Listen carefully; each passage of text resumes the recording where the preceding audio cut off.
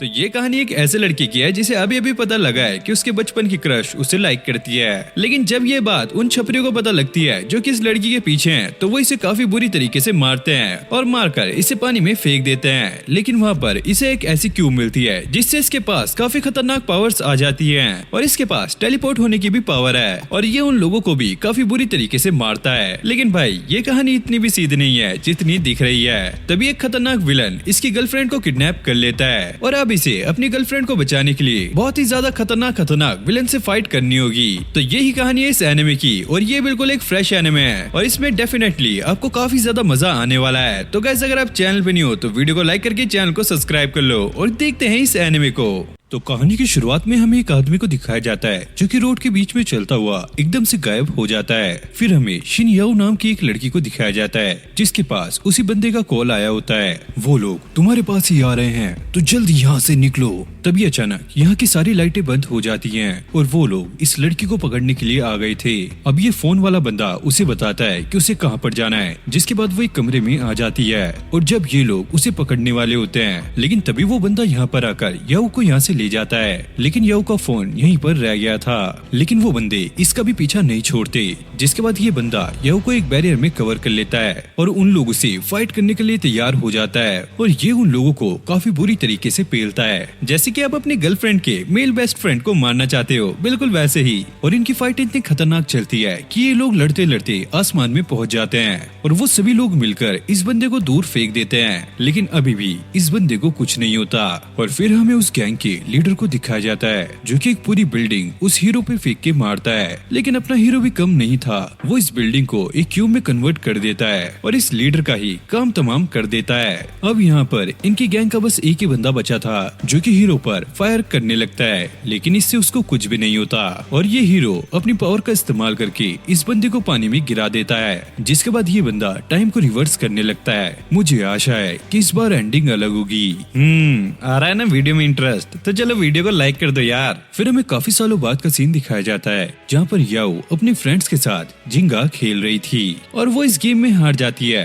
और पनिशमेंट के तौर पर इसे एक ट्रूथ बताना है कि इसका क्रश कौन है। और फिर हम इस कहानी के मेन कैरेक्टर जी याओ को देखते हैं जो कि इसी लड़की का बचपन का फ्रेंड होता है और याओ को बचपन से ही इस पे क्रश है, लेकिन अभी तक उसने इसको बताया नहीं होता। अब सभी लोग याओ से कहने लगते हैं अब चलो भी जल्दी से अपना ट्रूथ बताओ और वो कहती है कि मैं जिसे पसंद करती हूँ वो है जियाओ। और ये सुनकर सभी लोग काफी ज्यादा शॉक हो जाते हैं। वो कहती है कि मैं बचपन से ही इसे लाइक करती हूँ और जियाओ भी ये सुनकर काफी ज्यादा शॉक था और किसी को भी इसकी बात पर बिल्कुल भी यकीन नहीं होता क्योंकि याओ को क्लास की गॉडेस माना जाता है। फिर कुछ देर बाद हम देखते हैं कि जियाओ को कुछ लोग पीट रहे हैं और ये इनके ही कॉलेज की एक गैंग है जिनका लीडर याओ को पसंद करता है। और जैसे उसे पता लगा कि याओ जियाओ को पसंद करती है तो ये लोग उसे पीटने के लिए पहुंच गए। तभी जियाओ के पास याओ की वीडियो कॉलिंग आ जाती है और सुनजुन उसे जियाओ को दिखाता है जिसकी हालत काफी ज्यादा खराब हो गई थी। याओ कहती है तुम उसे छोड़ दो, उसको कुछ मत करना और अपना हीरोपंती दिखाते हुए कहता है तुम याओ को इसमें इंक्लूड मत करो, ये सारा कुछ हमारे बीच में है। अब इनकी गैंग में से एक बंदे को गुस्सा आ जाता है और वो इसे और भी ज्यादा पेलने लगता है। वही लड़की के चक्कर में तो अच्छे फिट है, तो ये क्या चीज है। संजुन उसे कहता है तुमने आखिर सोचा भी कैसे कि तुम याओ के काबिल हो सकते हो। अब जियाओ भी कहाँ चुप होने वाला था। अबे सुन बे नल्ले, तेरे जैसे छपरी को तो वो वैसे भी पसंद नहीं करेगी, मेरी बात मान, जाकर नाली में डूब मर। अब जियाओ इस बंदे को टक्कर मारकर नीचे गिरने लगता है और ये देखकर सभी लोग की फट जाती है क्योंकि ये लोग बस इसे पीटने के लिए आए थे। लेकिन जियाओ अपने आप को बचाने के लिए नीचे कूद गया। संजुन अपने लोगों से कहता है अबे तुमने ये क्या कर दिया, उसको पकड़ा क्यों नहीं। और याओ भी ये देखकर काफी ज्यादा शॉक हो जाती है और अपना हीरो ये सोच रहा होता है अगर मैं अपने प्यार को ही प्रोटेक्ट नहीं कर पाया तो मेरे जिंदा रहने का भी कोई फायदा नहीं है। हर मजनू की बस यही कहानी है। फिर ये अपने बचपन की एक मेमोरी को याद करता है जब ये किसी से फाइट करके भागा था और याओ ने इसकी इंजरी पे बैंडेज लगाया था। अब जियाओ को पानी के अंदर एक ग्लोइंग क्यूब दिखता है जिसे वो उठा लेता है और एकदम से ही वो उसकी बॉडी के अंदर चला जाता है और अचानक इसे कुछ होने लगता है और इसे समझ नहीं आता कि इसके साथ क्या हो रहा है। जिसके बाद वो बहुत तेजी से इस क्यूब के अंदर टेलीपोर्ट होने लगता है और अंदर आने के बाद उसे ऐसा लगता है कहीं वो मर तो नहीं गया। अबे यार मैं इतनी जल्दी मर कैसे सकता हूँ, अभी तो मेरी शादी भी नहीं हुई। और हम देखते हैं कि ये अलग से ही जगह पर होता है। इसे ऐसा लगता है कि एलियंस ने इसे किडनैप कर लिया है। तब इस क्यूब में से एक आवाज आती है, वेलकम होस्ट, आप मेरे सेंटर के आसपास 15 मीटर के एरिया में एक टेलीपोर्ट रेडियस को ड्रॉप कर सकते हो, जिससे आप टेलीपोर्ट होकर निकल सकते हो। और अब अगले ही पल वो गलती से हवा में टेलीपोर्ट हो जाता है और उसे ऐसा लगता है कि अब वो नीचे गिरने वाला है, लेकिन वो अभी भी हवा में ही होता है। वो नीचे नोटिस करता है कि संजुन और उसकी गैंग काफी ज्यादा परेशान है और वो उसे ढूंढने का काफी ज्यादा ट्राई कर रहे हैं। जिसके बाद सियाओ यहाँ से टेलीपोर्ट हो जाता है। अब संजुन ये पूछने लगता है, क्या तुम लोगों को कुछ आवाज सुनाई दी? लगता है बॉस आपकी डर के मारे फट रही है। चुप करो और जो काम बोला गया है उस पर ध्यान दो। अब सियाओ अपनी क्लास में टेलीपोर्ट हो गया था और उसे कुछ भी समझ नहीं आता कि उसके साथ क्या हो रहा है, और इसका पूरा नाम वैंग सियाओ है, तो अब से हम इसे वैंग बोलेंगे। और वो कहता है, क्या ये कोई सुपर पावर है? तभी सिस्टम से आवाज आती है, होस्ट आपने लगातार कई बार टेलीपोर्टेशन को यूज कर लिया है। और वैंग सोचता है कि ये आवाज उसके सर में से कैसे आ रही है। माफ करना, लेकिन मैं आपके सर में नहीं, आपकी पूरी बॉडी में हूँ। और ये सुनकर वैंग और भी ज्यादा पैनिक हो जाता है। और तभी वो सिस्टम उसे बताता है कि बाहर से कोई आ रहा है, और बाहर एक सिक्योरिटी गार्ड था जो कि इसी तरफ आ रहा था। और जैसे वो गेट खोलता है तो यहाँ पर कोई नहीं होता, क्योंकि वैंग यहाँ से टेलीपोर्ट हो चुका है। अब वैंग अपने अपार्टमेंट में आ चुका था। तभी उसको याओ का कॉल आता है और वैंग उसकी कॉल को उठा लेता है। और याओ उसके लिए काफी ज्यादा परेशान थी, लेकिन अब उसे ये पता लग जाता है कि वैंग अब ठीक है, तो उसको थोड़ी राहत मिलती है। अब ये मस्त बातचीत करके थोड़ा आराम करने लगता है, लेकिन तभी दोबारा से ये क्यूब ग्लो करने लगती है और वैंग इसके अंदर टेलीपोर्ट हो जाता है। अब वैंग कहता है कि मैं कहाँ पर हूँ और ये होस्ट कौन है? मैंने आपकी फिजिक्स के साथ परफेक्ट कनेक्शन बना लिया है, आप मेरे मास्टर हैं। अभी आप इस अल्टीमेट यूनिवर्स सिस्टम हॉलोड्री क्यूब के यूजर हैं। और वैंग पूछता है कि ये जगह क्या है? दरअसल माइक्रोस्कोपिक फिजिकल वर्ल्ड में मेरा अपीयरेंस एक 3 क्यूबिक सेंटीमीटर क्यूब है, लेकिन इसके अंदर एक पोर्टेबल स्पेस है। तभी वैंग हवा में उड़ने लगता है और वो इस क्यूब से पूछता है, तुम मेरी हेल्प क्यों कर रही हो? दरअसल आपकी विशेष को फुलफिल करने के लिए और आपको इस दुनिया का किंग बनाने के लिए। अब वैंग एक छत पे टेलीपोर्ट हो गया था और वो अपने क्यूब से कहता है, मुझे थोड़ी प्रैक्टिस करने दो। मास्टर मेरी एनर्जी लगभग खत्म हो चुकी है, तो आप टेलीपोर्टेशन का इस्तेमाल 1 मिनट के बाद कर सकते हो। और वैंग समझ गया था कि उसे फालतू में ही ऐसे टेलीपोर्टेशन का इस्तेमाल नहीं करना। वैसे क्यूब, क्या तुम मुझे ये बता सकती हो कि कैसे मैं एक एग्जैक्ट लोकेशन पे टेलीपोर्ट हो सकता हूँ? मास्टर आप माइक्रोवेव रेडिएशन को सेंस करके 50 मीटर एरिया के अंदर की हर एक चीज को देख सकते हैं, और माइक्रोवेव रेडिएशन से देखने के लिए आपको अपनी आंखों का नहीं कोर का इस्तेमाल करना होगा। और वैंग इसे ट्राई करता है और वो इसका यूज करके अपने आसपास के 15 मीटर के एरिया की सभी चीजों को आसानी से देख पा रहा होता है। और अब वो अचानक से ही दोबारा क्यूब में आ गया था और क्यूब उसे बताती है, अगर आप अपनी सेंसरी एबिलिटी और टेलीपोर्टेशन का इस्तेमाल लगातार करते रहोगे तो आपकी एनर्जी काफी ज्यादा ड्रॉप हो जाएगी। वैसे बिगनर होने के हिसाब से अभी तक आपने काफी अच्छा किया। लेकिन तभी वैंग वहाँ पर बेहोश होकर नीचे गिर जाता है। अब हम देखते हैं कि क्यूब वैंग को उसके रूम में ले आती है और जैसे इसको होश आता है वो क्यूब से पूछता है, तो तुम ही मुझे यहाँ पर लेकर आई? हाँ मास्टर, आपको रेस्ट करने की जरूरत है। वैंग नोटिस करता है कि ये आवाज उसके साइड में से ही आ रही है और तभी अचानक वो देखता है कि क्यूब उसके साइड में ही है। तुम यहाँ पर क्या कर रहे हो? तुम बाहर कैसे आए? दरअसल मास्टर, अगर मैं आपकी बॉडी के अंदर रहती तो मैं लगातार आपकी एनर्जी को कंज्यूम करती रहती, लेकिन अभी आपको रेस्ट करने की जरूरत है, क्योंकि अगर आप ऐसी ही कंडीशन में मर गए तो उसके साथ मैं भी मर जाऊंगी। तो जब जब आप वीक कंडीशन में रहोगे तो तब मेरा बाहर रहना ही सेफ रहेगा। तो तुम्हें क्या लगता है, क्या मैं अब एक सुपरमैन बन गया हूँ? हाँ मास्टर, आप ये भी कह सकते हो। वैसे क्यूब, क्या तुम मुझे ये बताओगी कि तुम्हारा क्रिएटर कौन है? मास्टर, मुझे इसके बारे में कोई भी इंफॉर्मेशन नहीं मिली। अब वैंग क्यूब के बारे में इंटरनेट पे सर्च करने लगता है, लेकिन उसको यहाँ पे कोई भी इंफॉर्मेशन नहीं मिलती।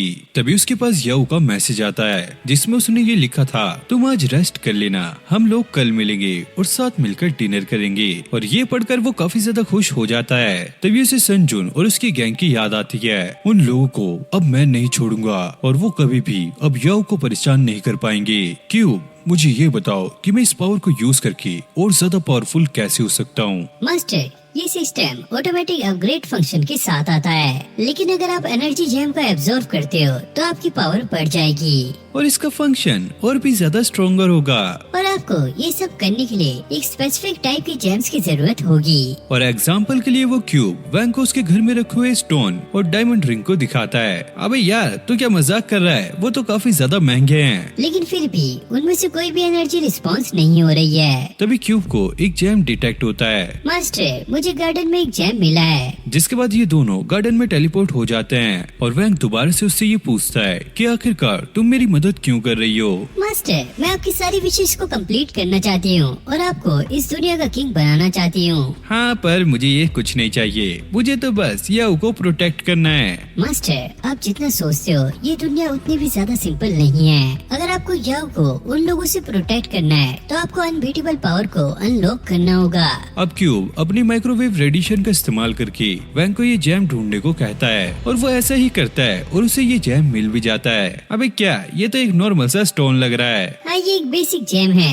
जिसे अपग्रेड करने के लिए हम यूज कर सकते हैं। लेकिन भाई इसके साथ करना क्या है? आपको स्पेस में इसे डिवोरिंग माउथ में डालना है। और अब वैंग इस क्यूब में आ जाता है और वो इस क्यूब को ये जैम खिला देता है और इसके थोड़ी देर बाद वैंग को ये महसूस होने लगता है कि उसकी पावर पहले से ज्यादा बढ़ चुकी है और सिस्टम उसे ये बताता है। दरअसल ये जैम एक बेसिक लो क्वालिटी का था।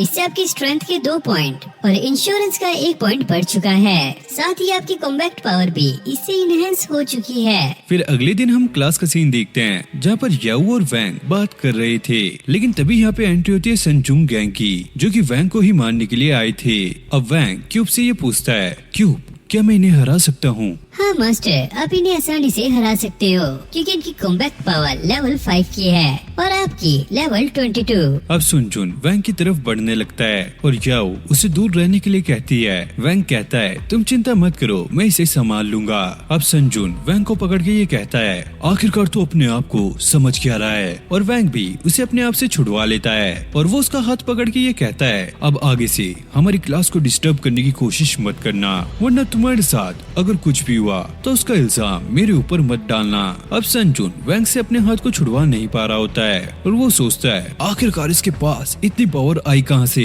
और तभी क्लास में टीचर आ जाते हैं और वो इन्हें लड़ने से रोकते हैं। अब संजुन वैंग से ये कहता है कि याओ इसमें ना पड़े तो चुपचाप शाम 5 बजे बास्केटबॉल कोर्ट में आ जाना, हम तुम्हारा वहीं पर इंतजार करेंगे। और ये कहकर वो यहाँ से चला जाता है। याओ वैंग से ये पूछती है कि आखिरकार वो क्या बोल के गया। अरे कुछ नहीं, वो तो उबला हुआ अंडा मांग रहा था। फिर अगले सीन में हम सुनजुन को देखते हैं और वैंग ने जब उसका हाथ पकड़ा होता है उसकी वजह से अब इसका हाथ सूज गया होता है। अब कुछ भी हो जाए मैं उसको नहीं छोड़ूंगा। तभी उसका एक बंदा आता है, बॉस आपने जैसा कहा था वो सब कुछ रेडी हो चुका है। अब वैंग शाम में बास्केटबॉल कोर्ट में आ गया था और संजुन ने वैंग को मारने के लिए यहाँ पर पूरा प्लान बनाया होता है। अब क्यों वैंग को ये बताता है, मास्टर यहाँ पे आपको मारने के लिए लगभग 13 एनिमीज हैं। तुम मुझे ये बताओ कि मेरे जीतने के चांसेस कितने हैं? हाँ, लगभग 20%। अब ये सुनकर वैंग की फटने लगती है। अबे यार कहाँ फंसा दिया इस क्यूब ने।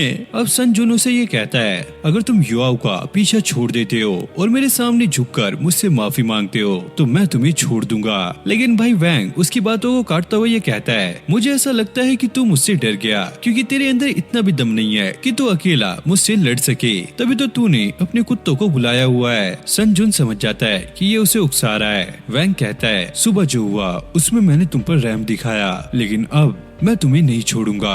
और संजुन को ये सुनकर काफी ज्यादा गुस्सा आता है और वो इससे लड़ने के लिए तैयार हो जाता है। लेकिन तभी इनकी टीम में से एक टकला आता है जिसका नाम कुआंग है और वो अपने बॉस से आकर कहता है, प्लीज बॉस इससे मैं फाइट करूंगा। और बाकी के सभी गैंग मेंबर्स इस टकलो को चीयर अप कर रहे थे। टकलो मियां कर दे चढ़ाई, इसको इसकी नानी याद दिला दे। क्यों इस टकलो की पावर क्या है? मास्टर इसकी पावर है 10। और ये सुनकर वैंग काफी ज्यादा खुश हो जाता है। अब ये टकला वैंग पर बास्केटबॉल फेंकता है लेकिन वो इससे बच जाता है और ये उसके पास आकर अब इस पे लगातार अटैक कर रहा था। लेकिन वैंग भी काफी ज्यादा तेज था और वो इसके सारे अटैक से आसानी से बच रहा था। फिर हम याओ को देखते हैं जिसे वैंग की काफी ज्यादा चिंता हो रही थी और वो उसे कॉन्टेक्ट करने का ट्राई भी करती है लेकिन उसका फोन नहीं लगता। अब ये टकला वैंग पे अटैक करता करता काफी ज्यादा थक चुका था और वो ठीक से इसे कोई भी चोट नहीं पहुंचा पाया था।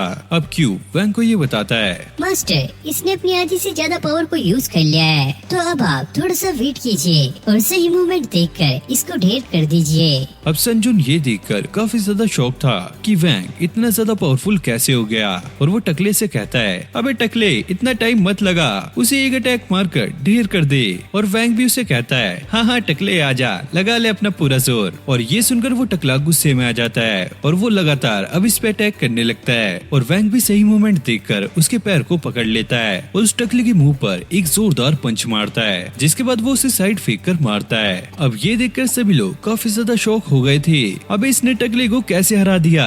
वैंग कहता है, तेरा टकलू तो गया, अब तेरी बारी है। अब संजुन उसे कहता है, मैंने तेरे जैसे बहुत देखे हैं, लेकिन उनमें से कोई भी हमारी गैंग के सामने नहीं टिक पाया। वैंग समझ जाता है कि ये सारे लोग अब उस पर अटैक करने वाले हैं। अब वैंग क्यूब से पूछता है कि मेरे जीतने के कितने % चांसेस हैं। क्यूब उसे बताता है, इस टकले को हटाकर आपके जीतने के चांसेस है -30। अब संजुन अपने गैंग मेंबर्स को भेजकर वैंग पे अटैक करवा देता है। और ये लोग इतने सारे थे जिसमें से किसी न किसी का अटैक वैंग को लग रहा था। तभी पीछे से एक बंदा वैंग की किक मारता है और उसे ऐसा लगता है ये तो बस जीत ही गए, लेकिन तभी वैंग उसके अंडे फ्राई कर देता है, जिसके बाद ये इसे दूर फेंक कर मारता है। अब वैंग अलग अलग तरीके से इन लोगों को मार रहा था, लेकिन तभी पीछे से आकर एक बंदा इसको पकड़ लेता है। तभी दूसरा बंदा उसके मुंह पर किक मारकर उसे दूर फेंक देता है। और ये देखकर संजुन काफी ज्यादा खुश हो रहा था। अब वैंग दोबारा से खड़ा हो चुका था, लेकिन ये लोग दोबारा से उसे पेलने लगते हैं। अब वैंग भी अपनी फॉर्म में आ गया था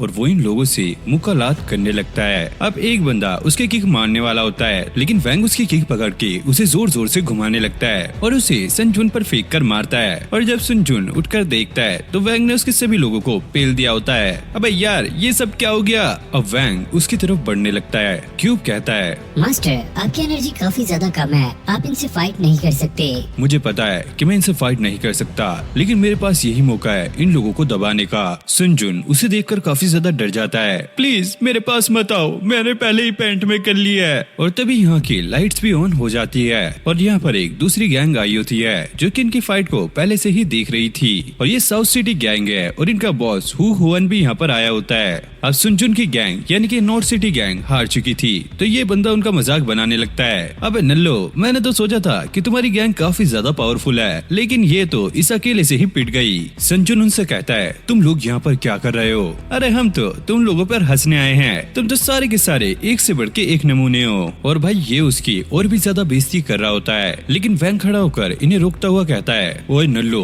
दफा हो जाओ यहाँ से। लेकिन भाई साउथ सिटी गैंग वालों ने वैंग को भी पीटने का प्लान बना रखा होता है ताकि वो संजुन की टीम के सामने अपने आप को पावरफुल दिखा सके। अब क्यूब वैंग से ये कहता है, मास्टर मैं आपको स्ट्रांगली सजेस्ट करूंगी कि आप यहाँ से निकल जाइए। तभी ये सारे गैंग वाले उस पर अटैक कर देते हैं। अब वो इनसे बच के भागने लगता है और उसके दिमाग में एक प्लान आया होता है। वो यहाँ से टेलीपोर्ट होकर इलेक्ट्रिसिटी के स्विच को ऑफ कर देता है। अब वो टेलीपोर्ट होकर हुआन के पीछे आ जाता है और ये अपनी गैंग से कह रहा था, जाओ जाके लाइट के स्विच को ढूंढो और उस बंदे को भी पकड़ लेना। तभी उसे अपने पीछे कुछ फील होता है और जैसे वो पीछे देखता है तो वहाँ पर कोई नहीं होता, लेकिन उसके सामने वैंग आ गया था और ये देखकर वो काफी ज्यादा घबरा जाता है। अब वैंग उसे पकड़कर पटक देता है और उसकी टीम के हर एक बंदे को धोने लगता है। दूसरी तरफ एक बंदे को यहाँ पर स्विच मिल गया था और वो उसे ऑन भी कर देते हैं, लेकिन वो देखता है कि वैंग ने उसके बॉस को साथ में उसके गैंग मेंबर्स को काफी बुरी तरीके से मारा होता है। ये देखकर उसकी भी फट जाती है और ये देखकर तो संजुन भी काफी ज्यादा शॉक था।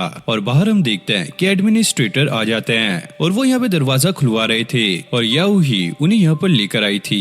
वैंग कहता है, एडमिनिस्ट्रेटर्स अब थोड़ी सी दिक्कत हो सकती है। और संजुन यहाँ से भागने की ट्राई कर रहा होता है, लेकिन वैंग टेलीपोर्ट होकर उसके पास पहुंच जाता है। ओए तुम कहाँ भाग रहे हो? लेकिन भाई वो इससे सर पटक पटक के माफी मांग रहा होता है। अब वैंग को एक आइडिया आता है, जिसके बाद एडमिनिस्ट्रेटर अब अंदर आ जाते हैं, लेकिन वैंग ने यहाँ पे ऐसे दिखाया होता है कि नॉर्थ सिटी और साउथ सिटी गैंग की फाइट हुई है और ये बस बेचारा उसमें बीच में फंस गया था। अब संजुन ने अपनी सारी गलतियों को मान लिया था और वैंग बिना किसी दिक्कत के इससे बाहर निकल जाता है। और हाँ, उस नल्ले ने ये भी प्रॉमिस कर दिया है कि अब वो याऊ और वैंग के बीच में नहीं आएगा। अब आगे वैंग ये सोचता है कि वो और भी जेम्स को कलेक्ट करके और भी ज्यादा पावरफुल बनेगा, इसलिए वो उन्हें कलेक्ट करने के लिए दूसरे एरिया में जाने लगता है और उसने कुछ आइटम्स को भी परचेज किया होता है ताकि उसे अगर खुदाई करनी पड़े तो वो इनका सहारा ले सके। और अब वो ट्रेजर हंटिंग करने के लिए अपने घर के सबसे क्लोज लोजन माउंटेन के पास आ जाता है, लेकिन यहाँ पे आने के बाद बस उसे एक बड़ा सा पत्थर और एक लेक दिखती है और उसी इस जगह पर बेसिक जेम्स तो डिटेक्ट हुए गए थे, लेकिन उन्हें बाहर निकालना काफी ज्यादा मुश्किल था। मतलब कि इतने से जैम के लिए इतनी ज्यादा मेहनत, और ये करते करते वो थक चुका था। तभी क्यूब उसे ये बताती है, मास्टर, मुझे अंडरग्राउंड में एक होलो डिटेक्ट हुआ है और उसके अंदर एक स्ट्रॉन्ग जैम हो सकता है जिसके अंदर से काफी एनर्जी बाहर आ रही है। जिसके बाद ये वहाँ पे टेलीपोर्ट होने का ट्राई करता है, लेकिन ये टेलीपोर्ट नहीं हो पाता। आखिरकार ये क्या हुआ? मुझे वो स्ट्रॉन्ग एनर्जी महसूस तो हुई, लेकिन मैं वहाँ पर टेलीपोर्ट क्यों नहीं हो पाया? और क्यूब उसे बताती है, एक्सप्लोर करने वाली जगह अगर टोटली सील हो तो वहाँ पे टेलीपोर्ट नहीं किया जा सकता। टेलीपोर्टेशन को अचीव करने के लिए कम से कम 1 सेंटीमीटर डायमीटर का गैप होना जरूरी है। और अब इसे गैप की जरूरत थी तो ये एक लेक के पास आ जाता है, क्योंकि पानी गैप्स के अंदर जा सकता है। अब वैंग अपने माइक्रोवेव का यूज करके अंडरग्राउंड के लिए एक छोटा सा गैप ढूंढने लगता है, और गैप मिलते ही वो वहाँ पे टेलीपोर्ट हो जाता है। लेकिन यहाँ की जमीन काफी ज्यादा चिपचिपी थी, तो ये यहाँ पे ठीक से खड़ा नहीं हो पाता और धड़ाम से नीचे गिर जाता है। और अब वो आगे बढ़ने लगता है। क्यूब उसे ये बताती है, मास्टर, मुझे आपके सामने से एक जैम डिटेक्ट हुआ है। लेकिन उसके सामने बस एक बड़ी सी दीवार होती है, और वैंग समझ जाता है कि ऊपर की साइड भी एक और केव है जहाँ पर इसको टेलीपोर्ट होना होगा।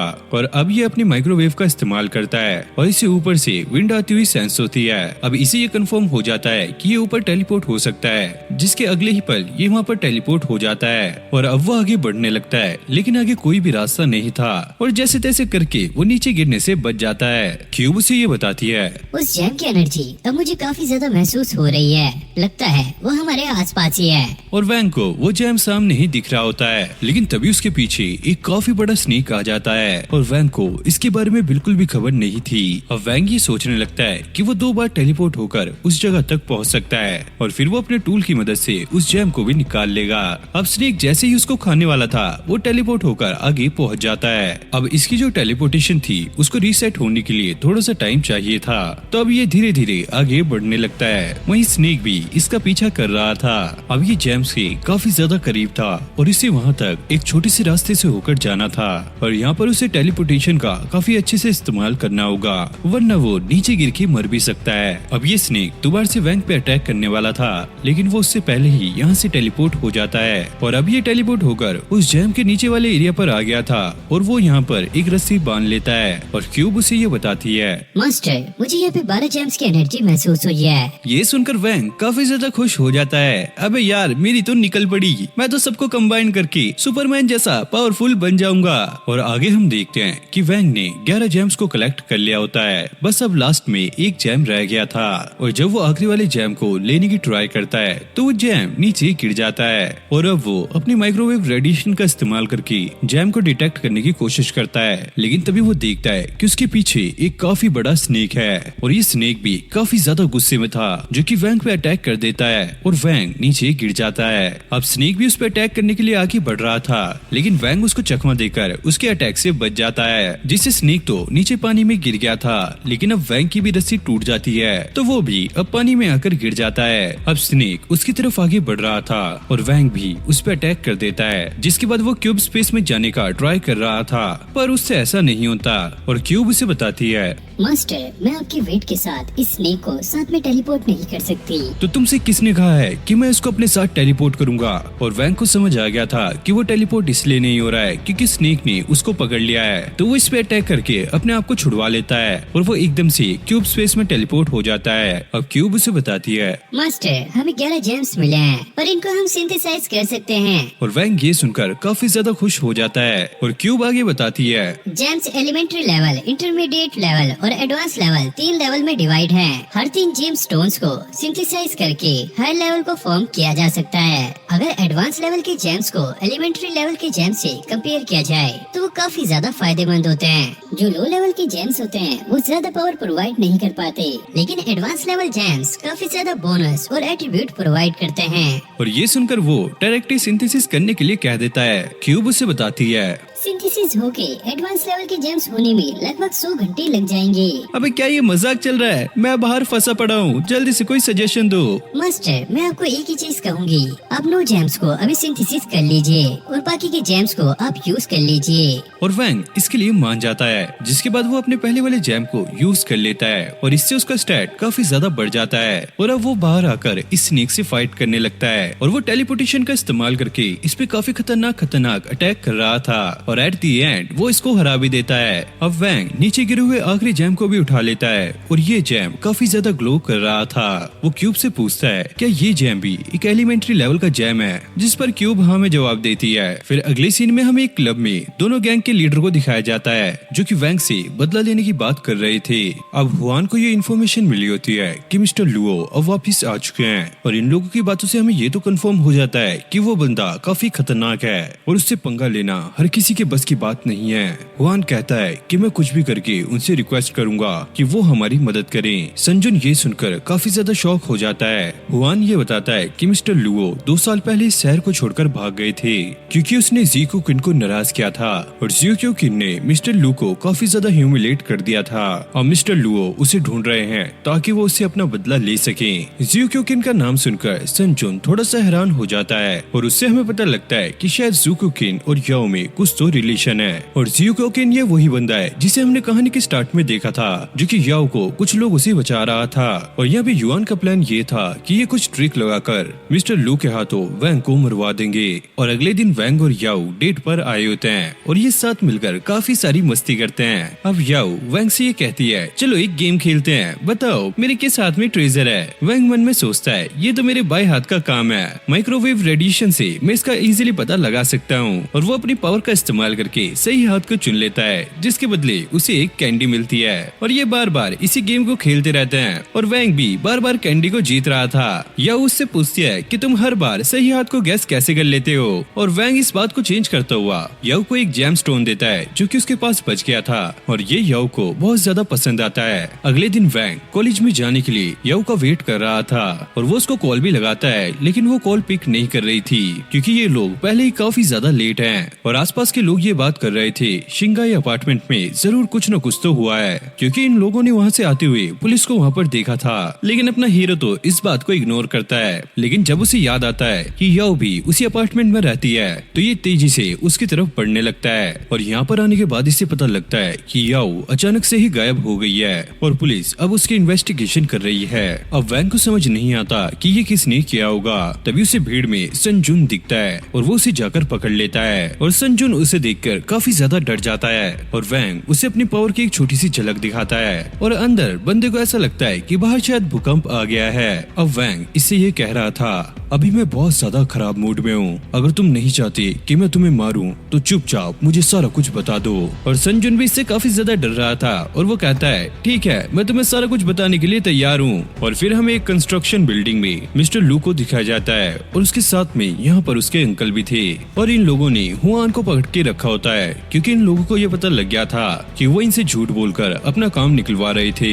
लेकिन लू को जैसे तैसे करके ज़िक्यू किन को यहाँ पर लेके आना है और अब वो हुआन को हिट कर देता है और मिस्टर लू ने ही युआओ को किडनैप किया होता है और वो उससे आकर पूछता है बताओ तुम्हारा ज़िक्यू किन के साथ क्या रिलेशन है। और वो कहती है मुझे नहीं पता कि तुम किसके बारे में बात कर रहे हो, मैं इस इंसान को नहीं जानती। लेकिन वो इसे उसकी फोटो और इन्फॉर्मेशन दिखाकर ये कहता है कोई ऐसा जो कि तुम्हें जानता भी नहीं है वो तुम्हें बचाने के लिए एक एक्स्ट्रा ऑर्डिनरी ऑर्गेनाइजेशन के खिलाफ क्यों जाएगा, तो झूठ बोलना बंद करो और चुपचाप मुझे सारा कुछ बता दो। लेकिन युआओ को कुछ भी नहीं पता होता। अब मिस्टर लू गुस्से में आ जाता है और वो युआओ को पंच करने वाला होता है लेकिन उसके अंकल उसे रुका देते हैं। यंग मास्टर भले ही ये लड़की उसके बारे में जानती है या नहीं लेकिन ज़िक्यू किन इसके बारे में जरूर से जानता है और वो इस लड़की को सीरियसली जरूर से लेगा। लू भी कहता है इसलिए हमने इस लड़की को किडनैप किया है और उसका अंकल कहता है यही तो प्रॉब्लम है, ज़िक्यू किन अगर इसमें इंटरेस्टेड है तो वो यहाँ पर अभी तक आया क्यों नहीं। और एक क्वेश्चन ये भी है कि वो क्यों इसमें इंटरेस्टेड है, या फिर ऐसा भी हो सकता है कि ये लड़की हमसे कुछ छुपा रही हो जैसे कि ज़िक्यू किन इतना ज्यादा पावरफुल क्यों है या फिर उसे मारने का कोई रास्ता। और वो कहता है अगर हम कुछ भी करके उसको यहाँ पर ले भी आए तो हम उसका कुछ भी नहीं कर पाएंगे। ये सुनकर लू को काफी ज्यादा गुस्सा आता है। वो कहता है मैंने इसके लिए बहुत सारे मास्टर को हायर करके रखा हुआ है और मैंने इन पर बहुत सारे पैसे लगाए हुए हैं तो उसे कुछ भी करके यहाँ पर आना होगा। अंकल कहते हैं तुम्हारी बात सही है लेकिन ज़िक्यू किन की रियल स्ट्रेंथ अभी तक कोई नहीं जानता। लेकिन सबसे ज्यादा ज्यादा चिंता मुझे इस लड़की की हो रही है। अगर ये लड़की यहाँ पे मारी गई या फिर घायल हो गई तो ज़ुको किंग पता नहीं यहाँ पर क्या क्या कर देगा।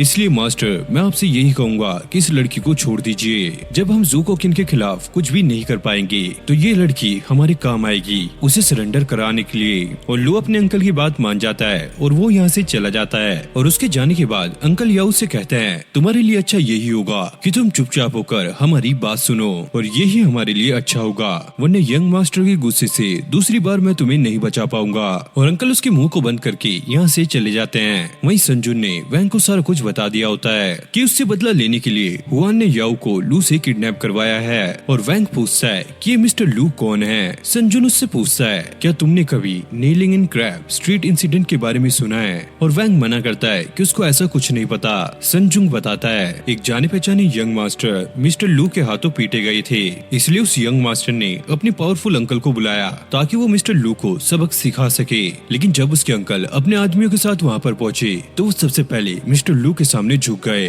और उन्होंने अपने भतीजे को थप्पड़ भी मारा ताकि मिस्टर लू उसे माफ कर सके। जिसके बाद मिस्टर लू वहाँ से निकल गए, लेकिन वो दोनों अभी तक वहाँ पर सिर टिकाए बैठे हैं क्योंकि उनके सिर उठाने की अब तक हिम्मत नहीं हुई। इसलिए उस स्ट्रीट को क्रैब स्ट्रीट कहा जाता है। इसलिए इस इंसिडेंट को भी नेलिंग इन क्रैब स्ट्रीट के नाम से बुलाया जाने लगा। वैंग उससे पूछता है ये ज़ुको किंग कौन है और लू कैसे याओ को उसके खिलाफ यूज कर सकता है। सुनजुन कहता है क्या तुम्हें याद है जब युआओ सेकंड ईयर में थी तो उसका एक एक्सीडेंट हुआ था और उसे एक बंदे ने बचाया था, तो वो बंदा ज़ुको किंग था। वैंग कहता है हाँ मैंने इसके बारे में सुना था। सुनजुन कहता है बहुत सारी फोर्स उसे ढूंढने का ट्राई करती थी लेकिन वो किसी के भी हाथ नहीं आया। ज़ुको किंग ने अपने पीछे एक छोटा सा भी ट्रैश नहीं छोड़ा और उसने यान लू के राइट हैंड की 2 फिंगर्स को तोड़ दिया था।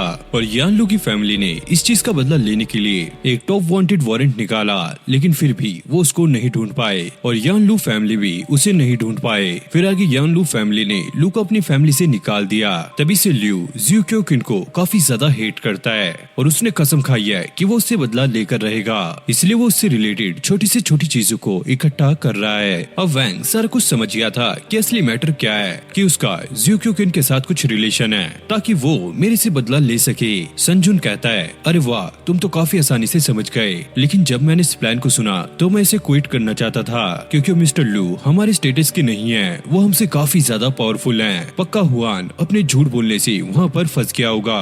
और वैंग कहता है चलो ठीक है अब मैं यहाँ से चलता हूँ। संजुन उससे पूछता है कि तुम कहाँ पर जा रहे हो और कहाँ युआओ को बचाने के लिए। संजुन कहता है आखिरकार तुम समझ क्यों नहीं रहे हो, मिस्टर लू हमसे काफी ज्यादा पावरफुल है, वो तुम्हें एक चुटकी में ही खत्म कर देगा।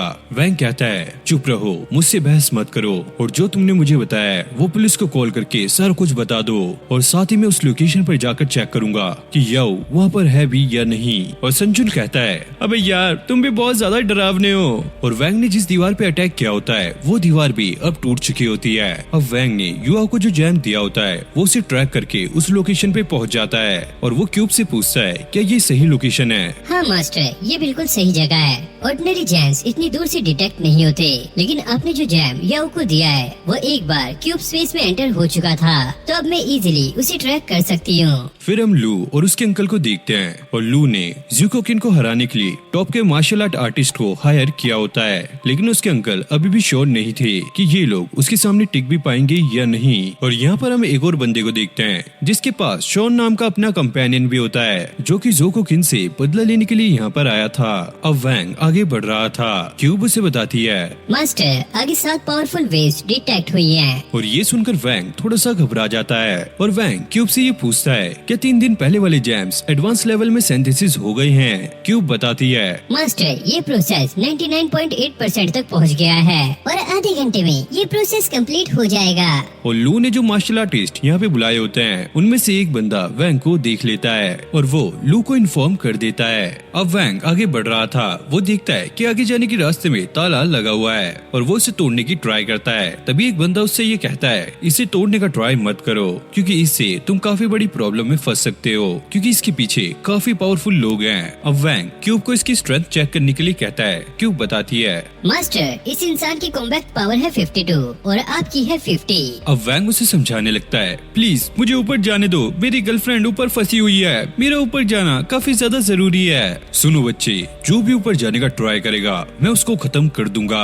मैंने तुमसे कहा ना, मेरी गर्लफ्रेंड ऊपर फंसी हुई है, मेरा ऊपर जाना बहुत ज्यादा जरूरी है। अच्छा तो ऐसी बात है, तो चलो फिर एक बार मुझको हरा दो और तुम ऊपर जा सकते हो। अब लू याओ के पास आ जाता है। हे, तुम बैठी बैठी बोर हो गई होंगी, चलो मैं तुम्हें कुछ इंटरेस्टिंग दिखाता हूँ। और वो इसे वैंग की फाइट दिखाने लगता है और अब ये लोग भी फाइट के लिए तैयार थे। जिसके बाद ये बंदा वैंग पे अटैक कर देता है। वैंग किसी तरह इसके अटैक से बच जाता है। फिर वैंग भी उस पर अटैक करता है, लेकिन इस बंदे पर कुछ भी असर नहीं होता। उल्टा ये बंदा वैंग पर भारी पड़ रहा था। तुम एक बच्चे के हिसाब से काफी ज्यादा स्ट्रॉन्ग हो, मुझे तुम्हारी स्ट्रेंथ पसंद आई। और वैंग भी ये सोच रहा होता है मुझे कुछ भी करके इसकी वीकनेस ढूंढनी होगी। अब वैंग इसके पेट पे अटैक करता है, जिससे इस बंदे को थोड़ा सा डैमेज होता है। तुम्हें क्या लगता है कि तुम ऐसे मुझे हरा दोगे?